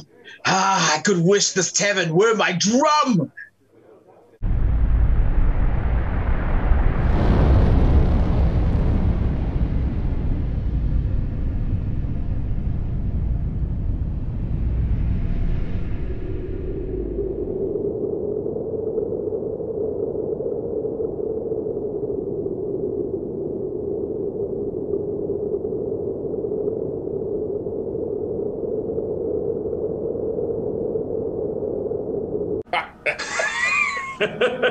Well said, my noble Scot.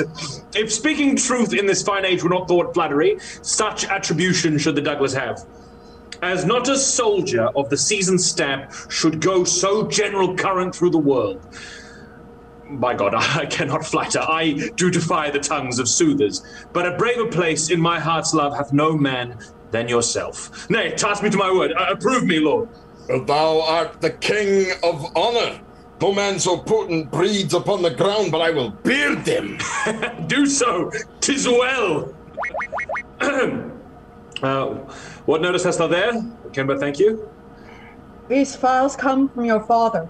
He cannot come, my lord. He is grievous sick. Zoons.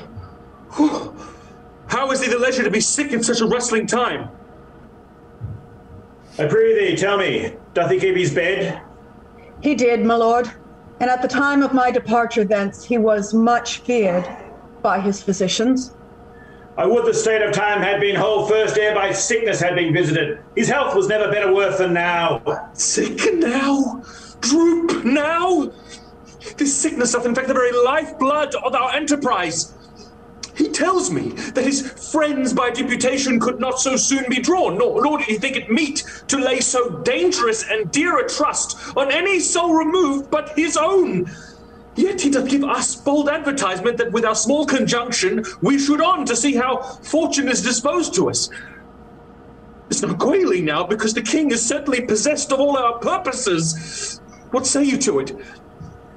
Your father's sickness is a main to us. A perilous gash, a very limb lopped off. Oh, yet, in faith, it is not. No, his present want seems more than we shall find it. Were it good to set the exact wealth of all our states all at one cask, to set so rich a main on the nice hazard of one doubtful hour? It were not good. For therein we should read the very bottom and soul of hope, the very list, the very utmost bound of all of our fortunes. Your faith, and so we shall. When now remains a sweet reversion, we may boldly spend upon the hope of what is to come in. Yeah. A comfort of retirement lives in this. A rendezvous, a home to fly unto if the devil and mischance look big upon the maidenhead of our affairs. But yet I would your father had been here. The quality and hair of our attempt brooks no division. It will be thought by some that know not why he is away that wisdom, loyalty, and mere dislike of our proceedings kept the Earl from hence. And think how such an apprehension may turn the tide of a fearful faction and breed a kind of question in our cause. No, you strain too far. I'd rather his absence make this use. It lends a lustre and more great opinion, a rather larger dare to our great enterprise than if the Earl were here. For men must think, if we, without his help, can make head to push against a kingdom with his help, we shall o'erturn its topsy-turvy down. Yet all goes well, yet all our joints are whole. As heart can think, there is not such a word spoke of in Scotland as this term of fear. Now, my cousin Vernon, welcome, by my soul. Pray God my news be worth a welcome, lord. The Earl of Westmoreland, 7,000 strong, is coming hitherwards with him, Prince John. No harm? What more? And further, I have learned the king himself is set forth, or hitherwards intended speedily, with strong and mighty preparation. He shall be welcome too. And where is his son, the nimble-foot madcap Prince of Wales, that dashed the world aside and bid it pass? All furnished, all in arms, all plumed like estridges that with the wind baited like eagles having lately bathed, glittering in golden coats like images, as full of spirit as the month of May and gorgeous as the sun at midsummer. Wanton as youthful goats, wild as young bulls, I saw young Harry with his beaver on, his cuisses on his thighs, gallantly armed, rise from the ground like feathered Mercury, much ease into his seat as if an angel dropped down from the crowds to turn and wind to fiery Pegasus. No more, no more. Worse than the sun in March, this praise doth nourish agues. Let them come. They come like sacrifices in their trim to the fire-eyed maid of smoky war, all hot and bleeding we will offer them. The mailed Mars shall on his altar sit up to his ears in blood. I am on fire to hear this rich reprisal is so nigh and yet not ours.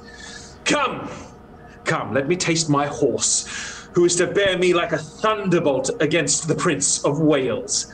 Harry to Harry shall, hot horse to horse, meet and ne'er part till one drop down a course.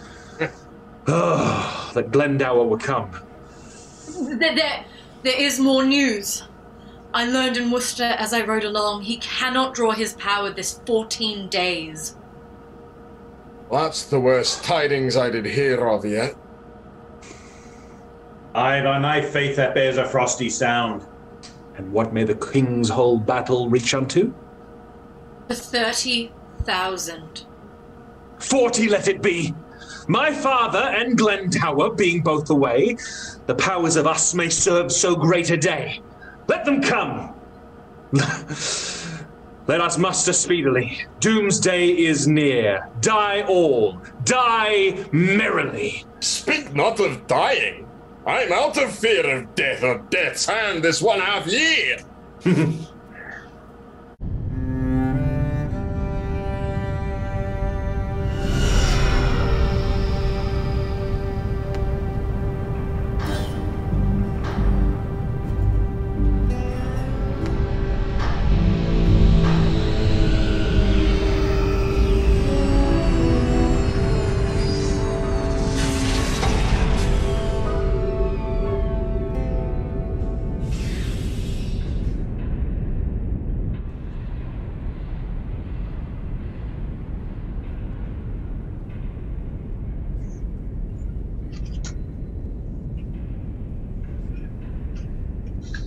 If I be not ashamed of my soldiers, I am a South Gurnet.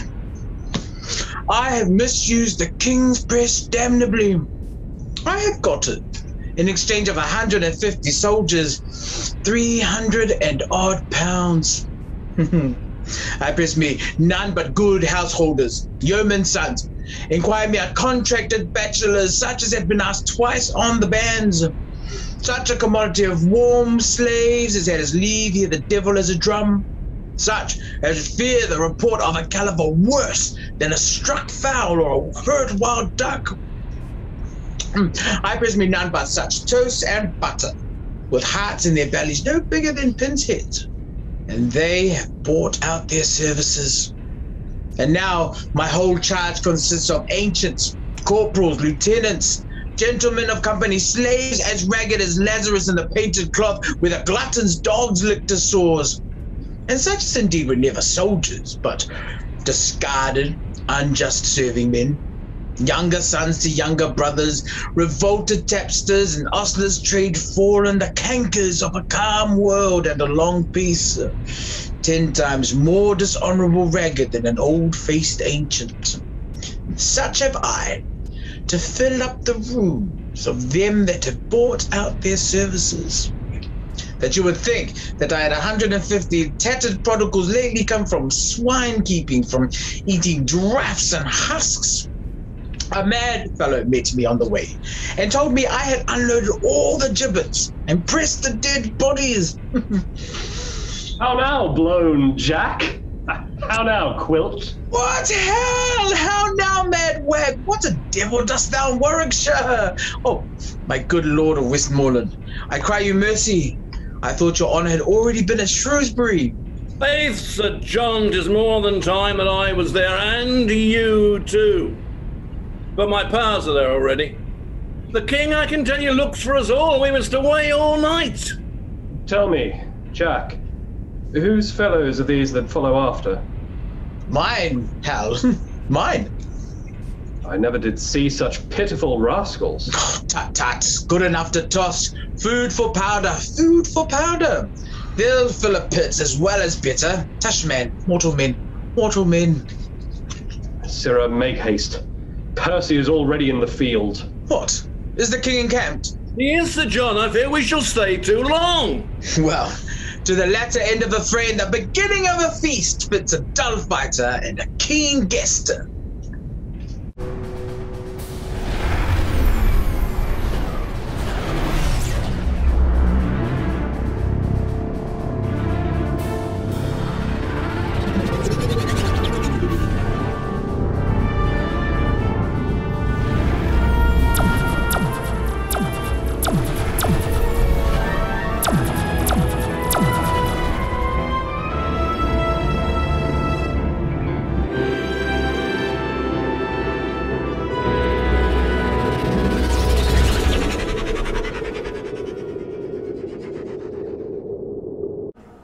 We'll fight with him tonight.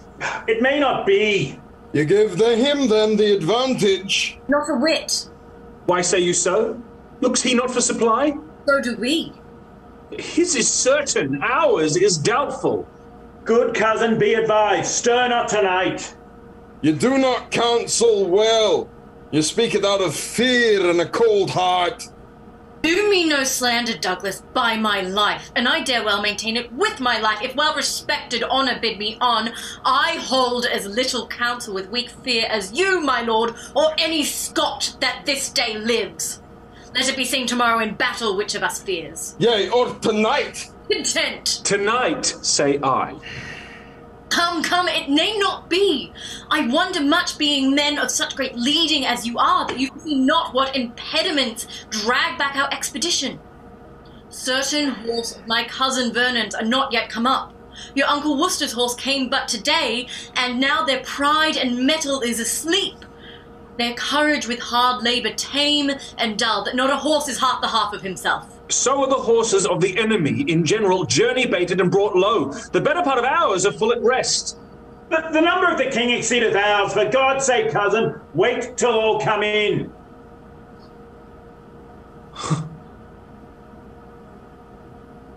I come with gracious offerings from the king, if you vouchsafe me hearing and respect.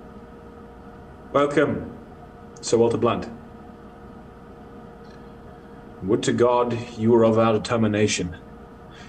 Some of us love you well, and even though some of us envy your great deservings and good name because you are not of our quality, but stand against us as an enemy. And God defend, but still I should stand so, as long as out of limit and true rule you stand against anointed majesty.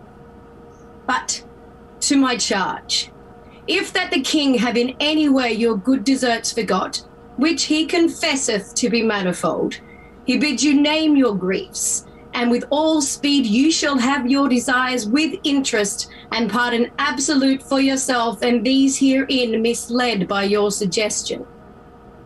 Oh, the king is kind, and well we know the king knows at what time to promise, when to pay. My father and my uncle and myself did give him that same royalty he wears. And when he was not 26 strong, sick in the world's regard, wretched and poor unminded outlaw sneaking home, my father gave him welcome to the shore. And when he heard him swear and vow to God he came but to be Duke of Lancaster, my father, in kind heart and pity moved, swore him assistance, and performed it too. That I come not to hear this. Then to the point. In short time after, he deposed the king. Soon after that, deprived him of his life.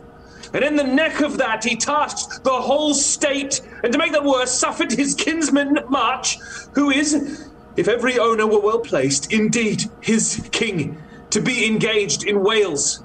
There without ransom, to lie forfeited, disgraced me in my happy victories. Sought to entrap me by intelligence. He rated mine uncle from the council board, and rage dismissed my father from the court, broke oath on oath, committed wrong on wrong, and in conclusion, he drove us to seek out this head of safety, and withal to pry into his title, which we find too indirect for long continuance. Shall I deliver this answer to the king? Not so, Sir Walter. We'll withdraw a while. Go to the king. Let there be pawned some surety for a safe return again. And in the morning early shall my uncle bring him our purposes. And so, farewell. I would you would accept with grace and love. And maybe so we shall.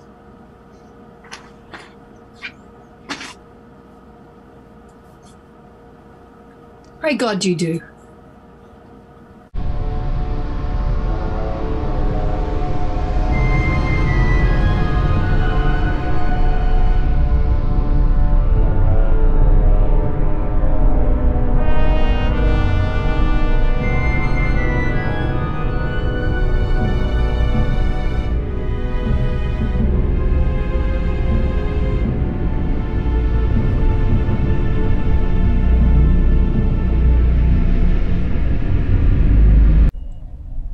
The solar wind doth play the trumpet to his purposes, and by his hollow whistling foretells a tempest and a blustering day. Then with the losers let it sympathize, for nothing can seem foul to those that win. How now, my Lord of Worcester? It is not well that you and I should meet upon such terms as now we meet. You have deceived our trust, and made us doff our easy robes of peace to crush our old limbs in ungentle steel. This is not well, my lord. This is not well. What say you to it? Will you again unknit this churlish knot of all abhorred war? Hear me, my liege. For mine own part, I could be quite content to entertain the lag end of my life with quiet hours. For I do protest, I have not sought this day of dislike. You have not sought it? How comes it then? Rebellion lay in his way, and he found it. Peace, Stuart. Peace. It pleased your majesty to turn your looks of favour from myself and all my house. And yet, I must remember you, my lord. We were the first and dearest of your friends. For you, my staff of office, did I break in Richard's time, and posted day and night to meet you on the way, and kiss your hand when you were in place and in account. Nothing so strong and fortunate as I. It was myself, my brother, and his son that brought you home and boldly did out there the dangers of the time. You swore to us, and you did swear that oath at Doncaster that you would do nothing purpose against the state, nor claim no further than your new fallen right, the seat of Gaunt, the Dukedom of Lancaster. To this we swore our aid. But in short space it rained down fortune showering on your head, and from this swarm of fair advantages, you took occasion to be quickly wooed to gripe the general sway into your hand. Forget your oath to us at Doncaster, and being fed by us, you used us so, as that ungentle how the cuckoo's bird useth the sparrow. We stand opposed to you by such means as you yourself have forged against yourself, by unkind usage, dangerous countenance, and violation of all faith and troth sworn to us in a younger enterprise. These things indeed you have articulated, proclaimed at market crosses, read in churches, to face the garment of rebellion with some fine colour that will please the eye of fickle changelings and poor discontents who rub the elbow and gape at the news of hurly-burly innovation. And never yet did insurrection want such watercolours to impaint his cause, nor moody beggars starving for a time of pell-mell havoc and confusion. In both your armies there is many a soul shall pay full dearly for this encounter if once they join in trial. Tell your nephew that the Prince of Wales doth join with all the world in praise of Henry Percy. By my hopes this present enterprise set off his head, I do not think a braver gentleman, more active valiant or more valiant young, more daring or more bold, is now alive to grace this latter age with noble deeds. For my part, I may speak to my shame, I have a truant been to chivalry, and so I hear he doth account me too. Yet this before my father's majesty, I am content that he shall take the odds of his great name and estimation, and shall, to save the blood on either side, try fortune with him in a single fight. And Prince of Wales, so dare we venture thee, albeit considerations infinite do make against it. No, good Worcester, no. We love our people well, even those we love that are misled upon your cousin's part. And will they take the offer of our grace? Both he and they, and you, yea, every man shall be my friend again, and I'll be his. So tell your cousin, and tell me what he says. But if he will not yield, rebuke and dread correction wait on us, and they shall do their office. So be gone. We will not now be troubled with reply. We offer fair. Take it advisedly.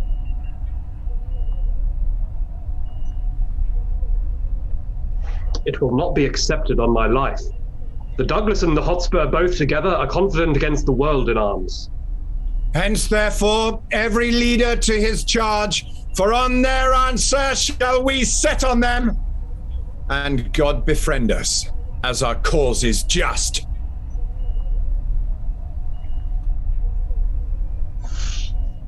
Although I could escape shot-free at London, I fear the shot here. Here's no scoring but upon the pate. I'm as hot as molten lead, and as heavy too. God, keep lead out of me. I need no more weight than mine own bowels. But who comes here? What? Standest thou idle here? Many a nobleman lies stark and stiff under the hoofs of vaunting enemies whose deaths are yet unrevenged. What? Is it a time to jest and dally now? Well, if Percy be alive, I'll pierce him if he do come in my way. So, if he do not, if I come in his willingly, let him make a carbonado of me. I like not such grinning honour as Sir Walter hath. Give me life, which if I can save so, if not, honour comes unlooked for, and there's an end. Hal, if thou see me down in the battle, and bestride me so, 'tis a point of friendship. Nothing but a colossus can do thee that friendship. Say thy prayers and farewell. I would 'twere bedtime, Hal, and all well. Why? Thou owest God a death. 'Tis not due yet. I'll be loath to pay him before his day. What need I be so forward with him that calls not on me? Well, 'tis no matter. Honour pricks me on. Yea, but how if honour prick me off when I come on? How then? Can honour set to a leg? No. Or an arm? No. Or take away the grief of a wound? No. Honour hath no skill in surgery then? No. What is honour? A word. What is in that word honour? What is that honour? A trim reckoning. Who hath it? He that died a Wednesday, doth he feel it? No. Doth he hear it? No. 'Tis insensible then. Yea, to the dead. But will it not live with the living? No. Why? Detraction will not suffer it. Therefore, I'm none of it. Honour is a mere scutcheon. And so ends my catechism.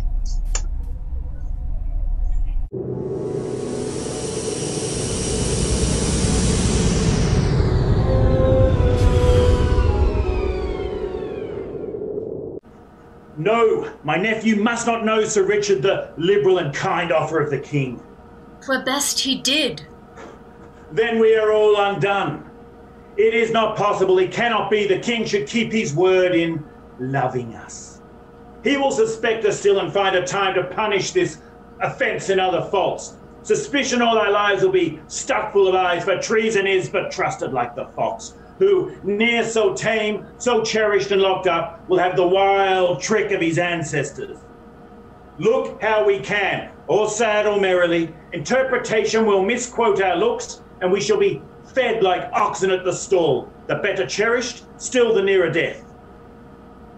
My nephew's trespass may be well forgot. It hath the excuse of youth and the heat of blood, and the adopted name of privilege, a harebrained HOTSPUR governed by a spleen.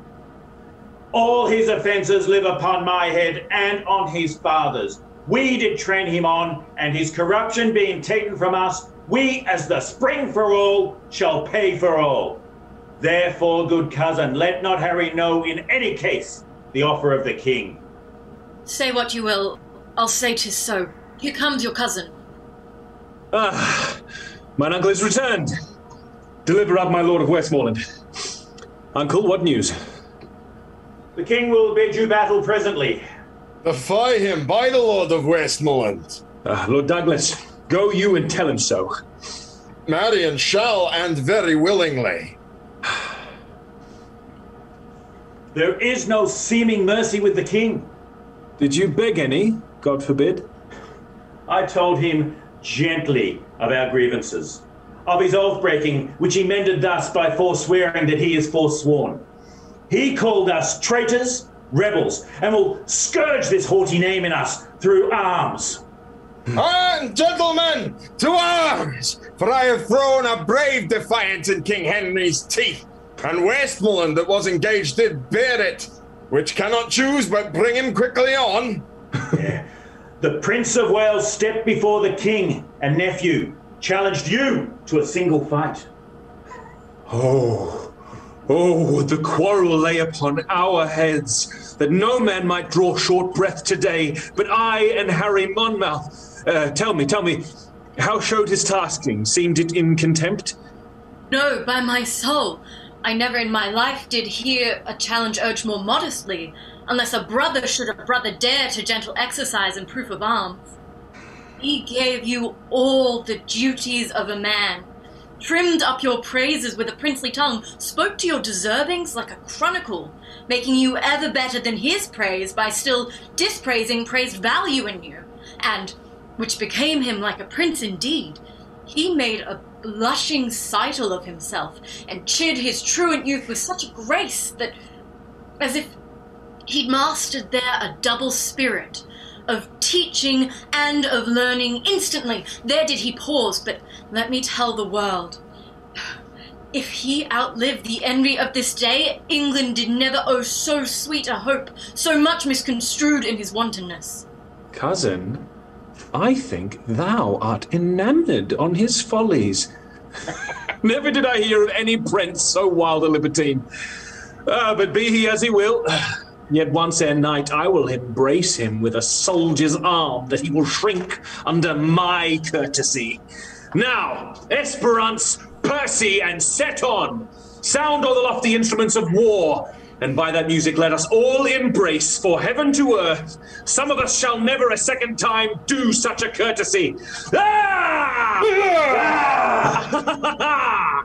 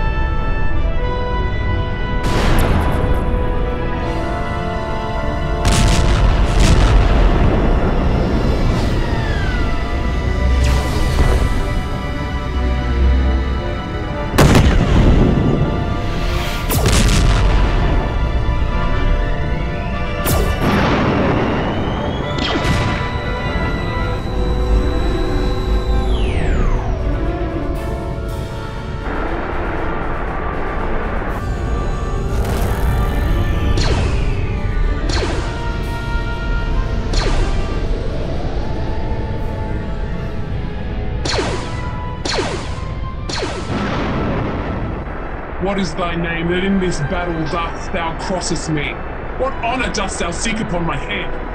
Know then, my name is Douglas, and I do haunt thee in the battle thus because some tell me that thou art a king. They tell thee true.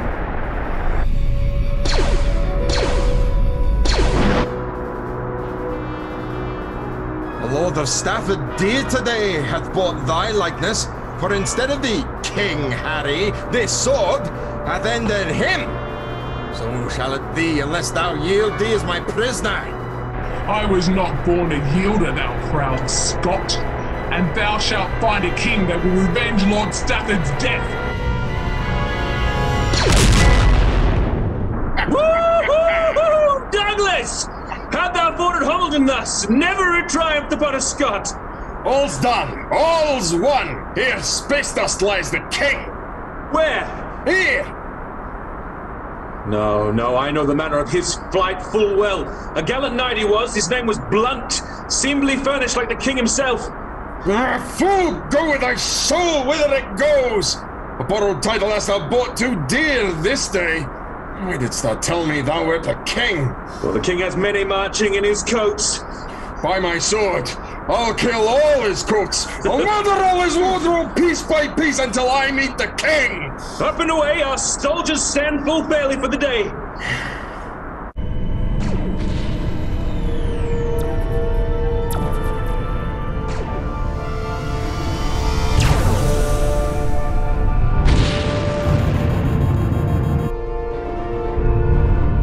I prithee, Harry, withdraw thyself. Thou bleedst too much. Lord John of Lancaster, go you with him. Not I, my lord, unless I did bleed too. I beseech your majesty, make up, lest your retirement do amaze your friends. I will do so. My lord of Westmoreland, bid him to withdraw. Come, my lord, we'll cover you. Withdraw, my lord. I do not need your help, and God forbid a shallow scratch should drive the Prince of Wales from such a field as this, where stained nobility lies trodden on, and rebels' arms triumph in massacres. We breathe too long. Come, cousin Westmoreland. Our duty this way lies. For God's sake, come. By God, thou hast deceived me, Lancaster. I did not think thee lord of such a spirit. Before I loved thee as a brother, John, but now I do respect thee as my soul. I saw him hold Lord Percy at the point with lustier maintenance than I did look for in such an ungrown warrior. Oh, this boy lends metal to us all. Other king, they grow like Hydra's heads. Know then, I am the Douglas, fatal to all those that wear those colours on them. What man art thou that counterfeits the person of a king? The king himself, who, Douglas, grieves at heart so many of his shadows thou hast met, and not the very king. I fear thou art another counterfeit, and yet if faith thou bear'st thee like a king. But mine, I am sure thou art. Whoe'er thou be, and thus I win thee!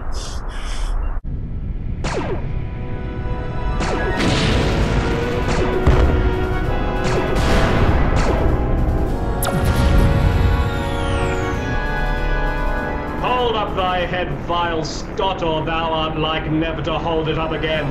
The spirits of valiant Shirley, Stafford, and Blunder in my arms. It is the Prince of Wales that threatens thee, who never promiseth but he means to pay. Jelly, my lord, how fares your grace? Sir Nicholas Gauzy hath the succour sent, and so hath Clifton. I'll to Clifton straight.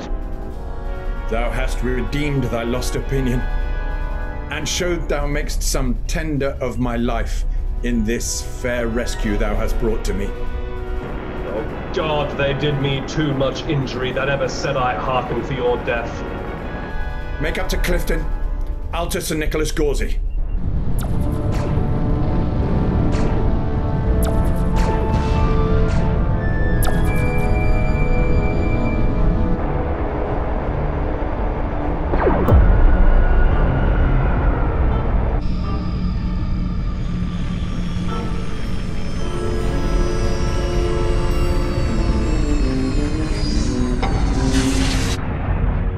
Sir Walter Blunt, blown to stardust. There's honor for you. Here's no vanity. I've led my ragamuffins where they are peppered. There's not 3 of my 150 left alive, and they are for the planet's end to beg during life.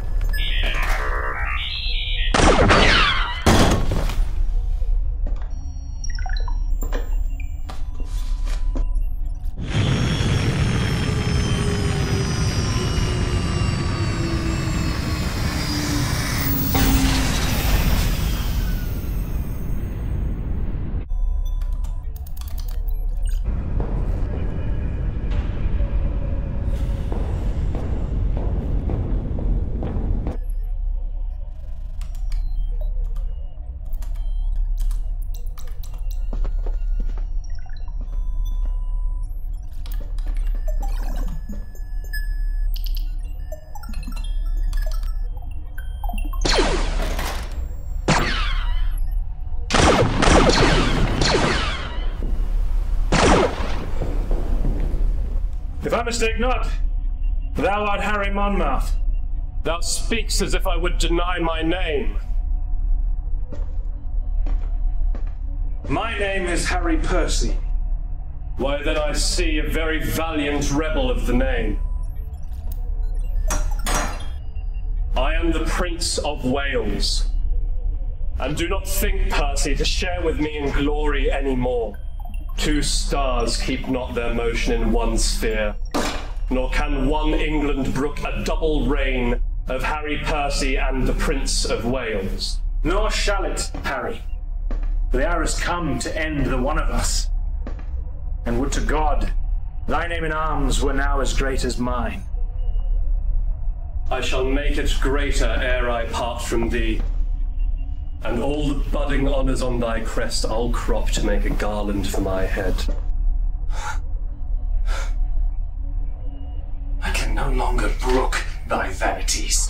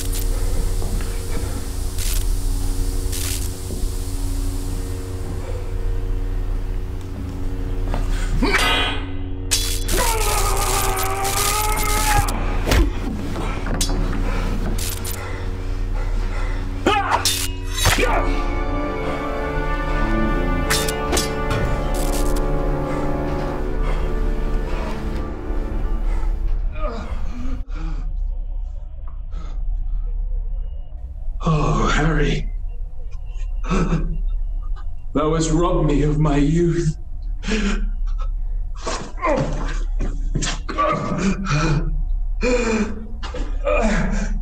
I better brook the loss of brittle life than those proud titles thou hast won of me. They were my thoughts worse than sword my flesh. But thought's the slave of life, and lifetime's fool. And time that takes a survey of all the world must ever stop. Oh, I could prophesy, but that the Indian cold hand of death lies upon my tongue. No, Percy, thou art dust and food for worms, brave Percy. Fare thee well, great heart. Ill-weaved ambition, how much art thou shrunk, when that this body did contain a spirit. A kingdom for it was too small a bound. But now 2 paces of the vilest earth is room enough. This earth that bears thee dead bears not alive so scout gently.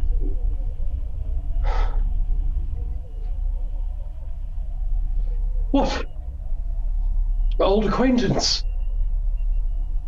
Couldst not all this flesh keep in it a little life? Poor Jack, farewell. I could have better spared a better man. Oh, I would have a heavy miss of thee if I were much in love with vanity. Death hath not struck so fat a deer today, though many dearer in this bloody fray. and bowed will I see thee by and by. Till then, in blood with noble Percy lie.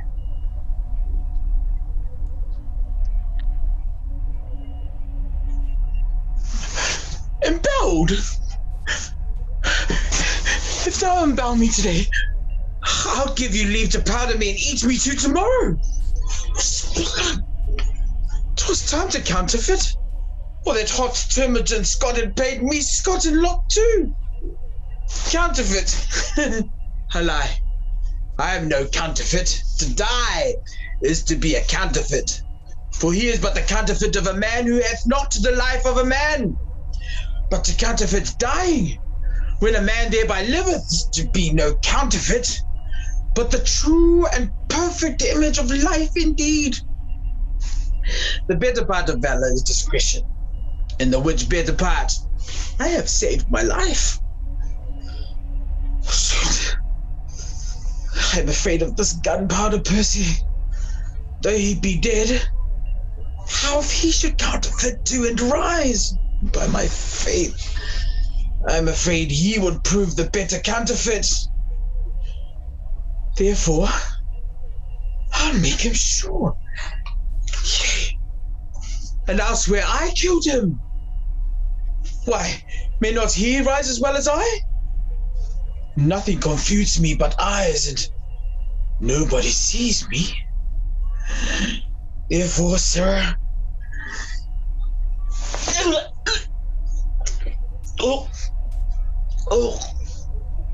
with a new wound in your thigh, come you along with me. Come, brother John. Full bravely hast thou fleshed thy maiden sword. But soft, whom have we here? Did you not tell me this fat man was dead? I did. I saw him dead, breathless and bleeding on the ground.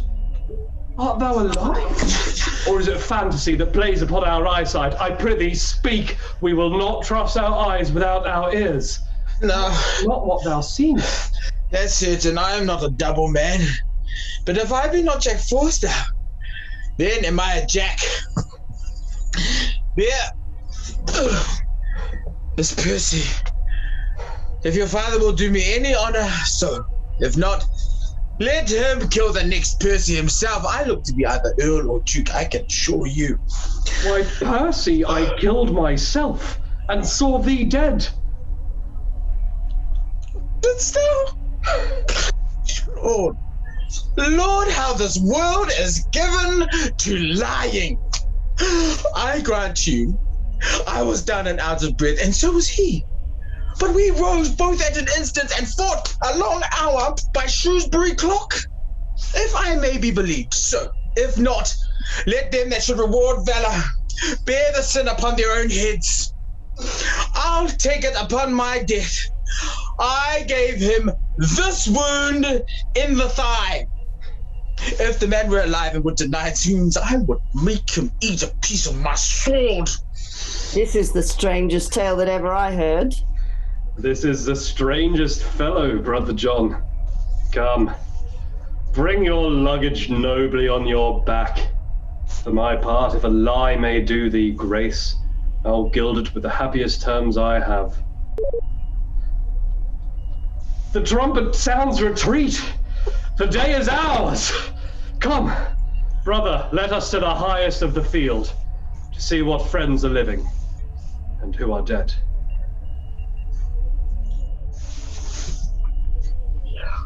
I'll follow, as they say, for reward. He that rewards me, God reward him. If I do go great, I'll go less, for I'll purge and leave sack and live cleanly as a nobleman should do.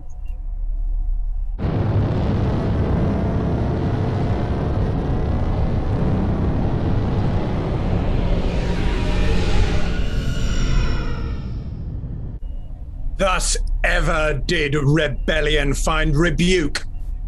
Ill-spirited Worcester, did we not send grace, pardon, and terms of love to all of you? And wouldst thou turn our offers contrary, misuse the tenor of thy kinsman's trust? 3 knights upon our party slain today, 2 noble earls, and many a creature else had been alive this hour, if like a Christian thou hadst truly borne betwixt our armies true intelligence. What I have done my safety urged me to do, and I embrace this fortune patiently. 'Tis not to be avoided, it falls on me. Bear Worcester to the death, and Vernon too. Other offenders we will pause upon. How goes the field? At the brig the Douglas is, and I beseech your grace I may dispose of him. With all my heart. Then, Brother John of Lancaster, to you this honourable bounty shall belong. Go to the Douglas and deliver him up to his pleasure, ransomless and free.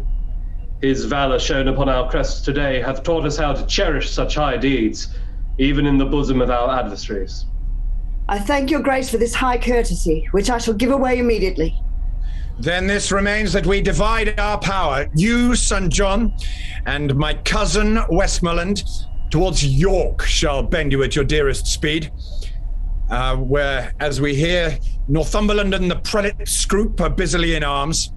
Myself and you, son Harry, will towards Wales to fight with Glendower and the Earl of March. Rebellion in this land shall lose his sway, meeting the check of such another day. And since this business so fair is done, let us not leave till all our own be won.